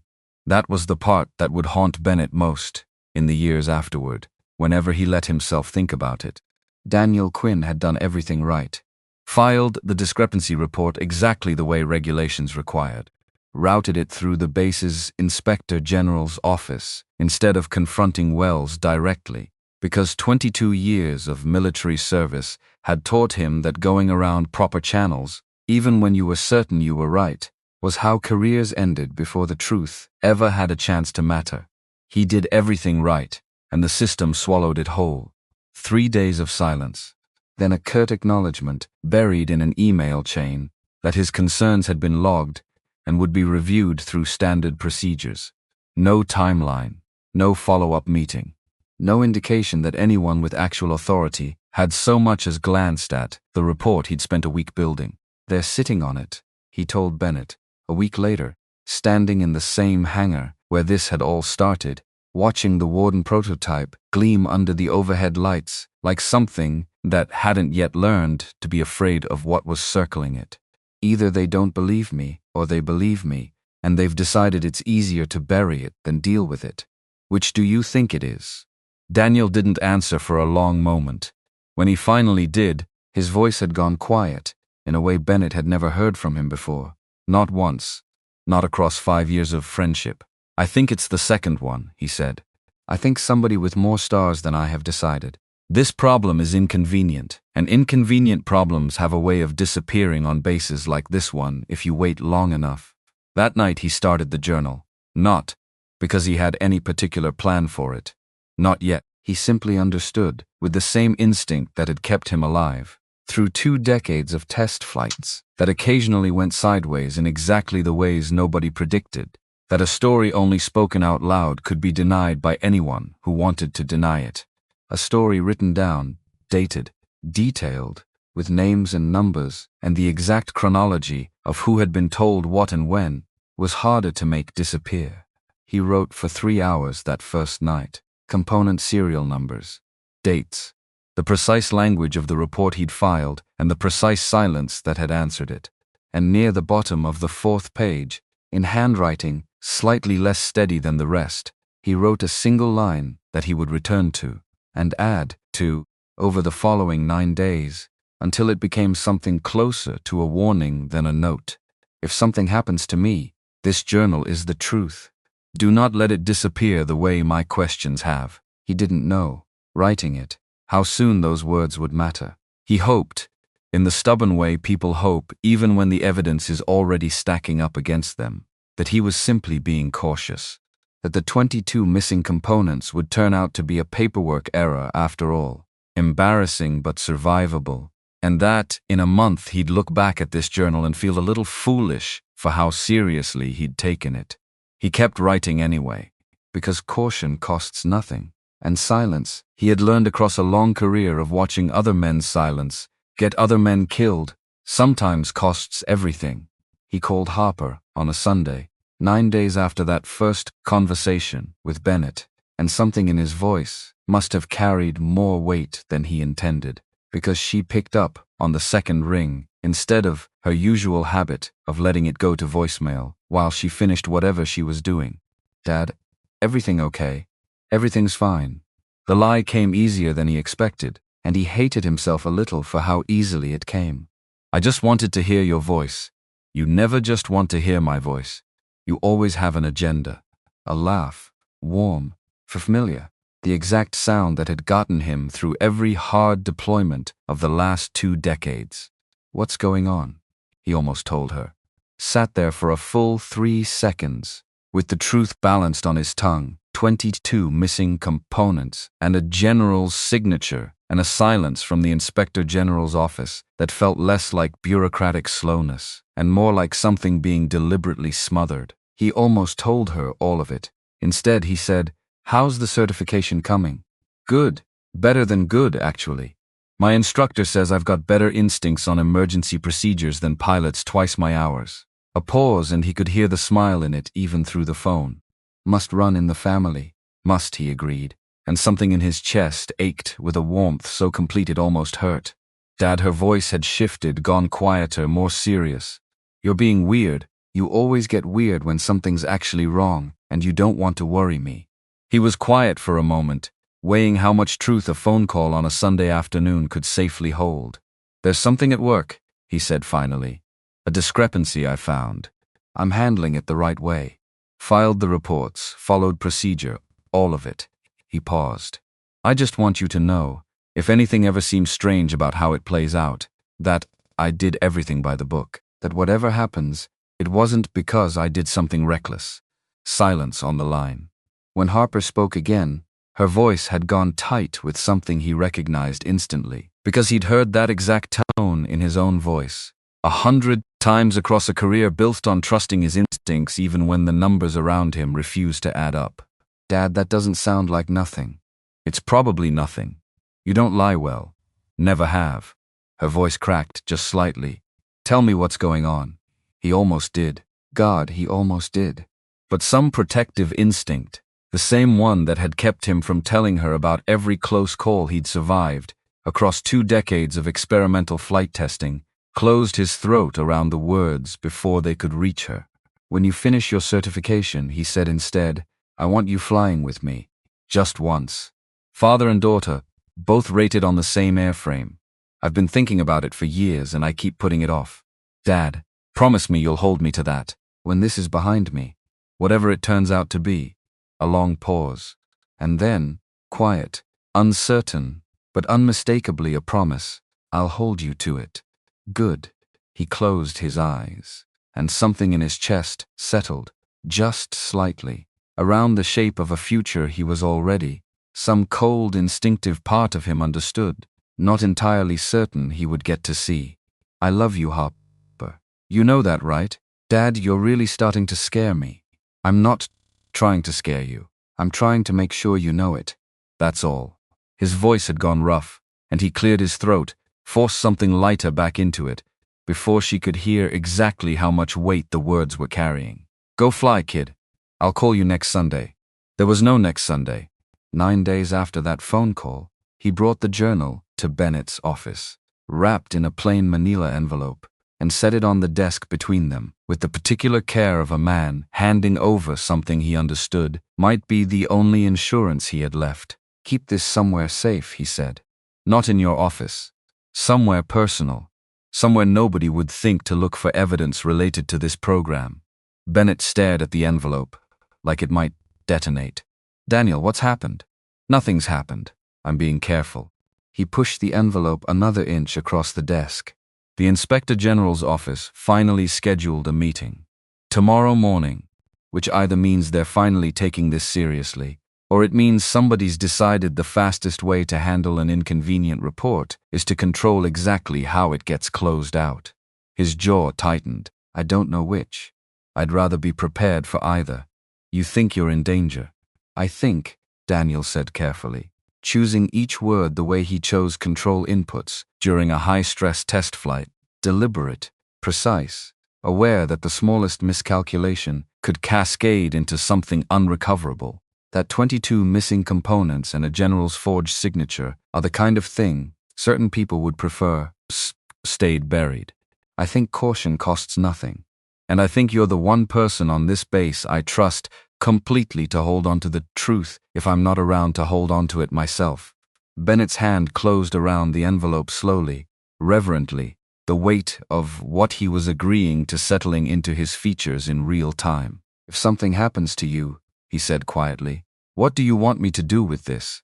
Find someone who'll listen, even if it takes years, even if it costs you something to keep it safe that long. Daniel's eyes held his. And if you ever get the chance to give it to my daughter, give it to her. She'll know what to do with it. She's better than I am, Arthur. Sharper. She'll finish what I couldn't. The meeting with the Inspector General's office happened the next morning, and it told Daniel Quinn almost nothing he didn't already fear. A young investigator, earnest but clearly out of his depth, walked him through a series of questions that felt less like an investigation and more like a formality being performed for the sake of appearances. No mention of Wells by name. No acknowledgement of the 22 missing components as anything other than an inventory discrepancy under routine review. When Daniel pressed gently for a timeline on further action, the investigator's careful, practiced non-answer told him everything the words themselves refused to. This was being managed. Not investigated. Managed. He left the meeting with a cold certainty settling into his chest, the kind that didn't shout or panic, but simply sat there, quiet and absolute, the way weather settles over a mountain range days before the storm actually arrives. He flew a test profile that afternoon anyway, because that was the job, and because sitting at home turning fear over in his hands wasn't going to protect anyone, least of all himself. The Warden prototype, still 18 months from the version his daughter would one day fly through a blizzard to save 6 lives, handled beautifully that afternoon, responsive and steady under his hands in a way that made him, for 1 full hour, forget entirely about missing components and forged signatures and a meeting that had felt less like justice and more like a door quietly closing. He logged the flight, filed his notes, walked out to the parking lot under a sky just beginning to darken with the edge of an early storm, and thought, briefly, about calling Harper, just to hear her voice again before the weekend, before the next scheduled test flight, before whatever was coming next. He didn't call. He told himself there would be time on Sunday, the way people always tell themselves there will be time, right up until the moment there isn't. The official report, filed 9 days later, would call it a hydraulic failure. A single component, degraded beyond its rated tolerance, failing at low altitude during a routine test profile, giving Colonel Daniel Quinn no meaningful window to recover before the aircraft went down in a training range 40 miles from the base that had been, for 6 years, both his workplace and something closer to a second home. The investigation that followed, brief and thin in a way that would only make sense to Harper 6 years later, standing in a courtroom, listening to evidence pulled from a journal that had waited that long to finally speak, closed the case within 11 days. Pilot error, contributing factor, though nobody could ever quite explain what error a pilot with Daniel Quinn's 2 decades of experience could plausibly have made in a scenario that's simple, that routine, that survivable under any honest version of events. Arthur Bennett attended the funeral standing at the back, the manila envelope still sitting, untouched, in a locked drawer in his home office, guilt already beginning to calcify into something he would carry for 6 long years, before finally finding the courage to set it down. He watched a 23-year-old woman in a black dress accept a folded flag from an officer who wouldn't quite meet her eyes, and he told himself, in the moment, that he would come forward soon, that he needed more proof first. that rushing in without a stronger case would only get him buried the same way Daniel had been. He believed it, mostly, for about 6 months. Then 6 months became a year, and a year became 5. And somewhere in that long, cowardly stretch of time, Bennett built an entire second life around a secret he told himself he was protecting rather than simply hiding from, until a phone call about a classified rescue mission pulled him back into a story he'd spent 5 years trying not to think about, and put him, finally, in the back of an aircraft flown by a woman whose face he recognized instantly, impossibly, from a photograph on a dead man's desk. Harper Quinn never got the phone call that would have told her, in advance, that something was wrong. Never got the chance to press harder, to ask the questions her father had been too careful, or too afraid, to answer fully that final Sunday.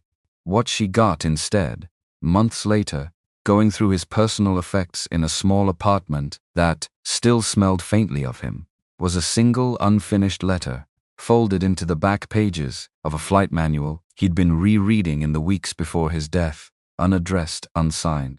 Written, she would come to understand, in the same careful handwriting that filled the journal she would eventually receive from Bennett, 6 years too late for it to save him, exactly in time for it to save everyone who might have come after him. The letter read in part, "If you're reading this, something has happened that I hoped wouldn't happen. I want you to know I wasn't afraid of dying." 22 years flying experimental aircraft teaches you to make peace with that possibility early, or it teaches you nothing at all. What I'm afraid of is you spending years not understanding why. So if this letter ever finds you, know that your father didn't die because he made a mistake in a cockpit.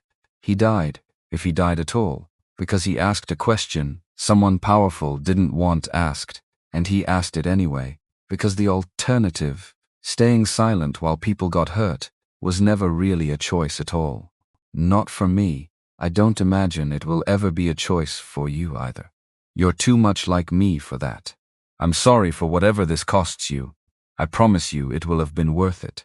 Harper read that letter perhaps 100 times over the 5 years that followed, in a quiet Montana apartment, far from anything resembling the career she'd once imagined for herself, never quite understanding what question her father had asked, never quite able to let go of the certainty that the official story didn't fit the man she'd known. She kept the letter folded in the same flight manual where she'd found it, carried both with her when she transferred to Ironwood, filed away in a box she rarely opened, because opening it hurt in a way she wasn't ready to survive more than a few times a year.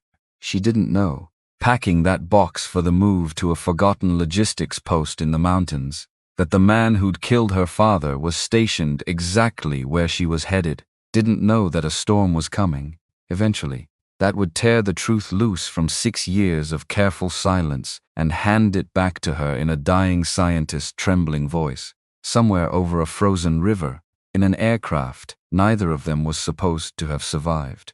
She simply carried the letter forward, the way she carried everything her father had left her, quietly, faithfully, waiting, without knowing she was waiting, for the night it would finally matter.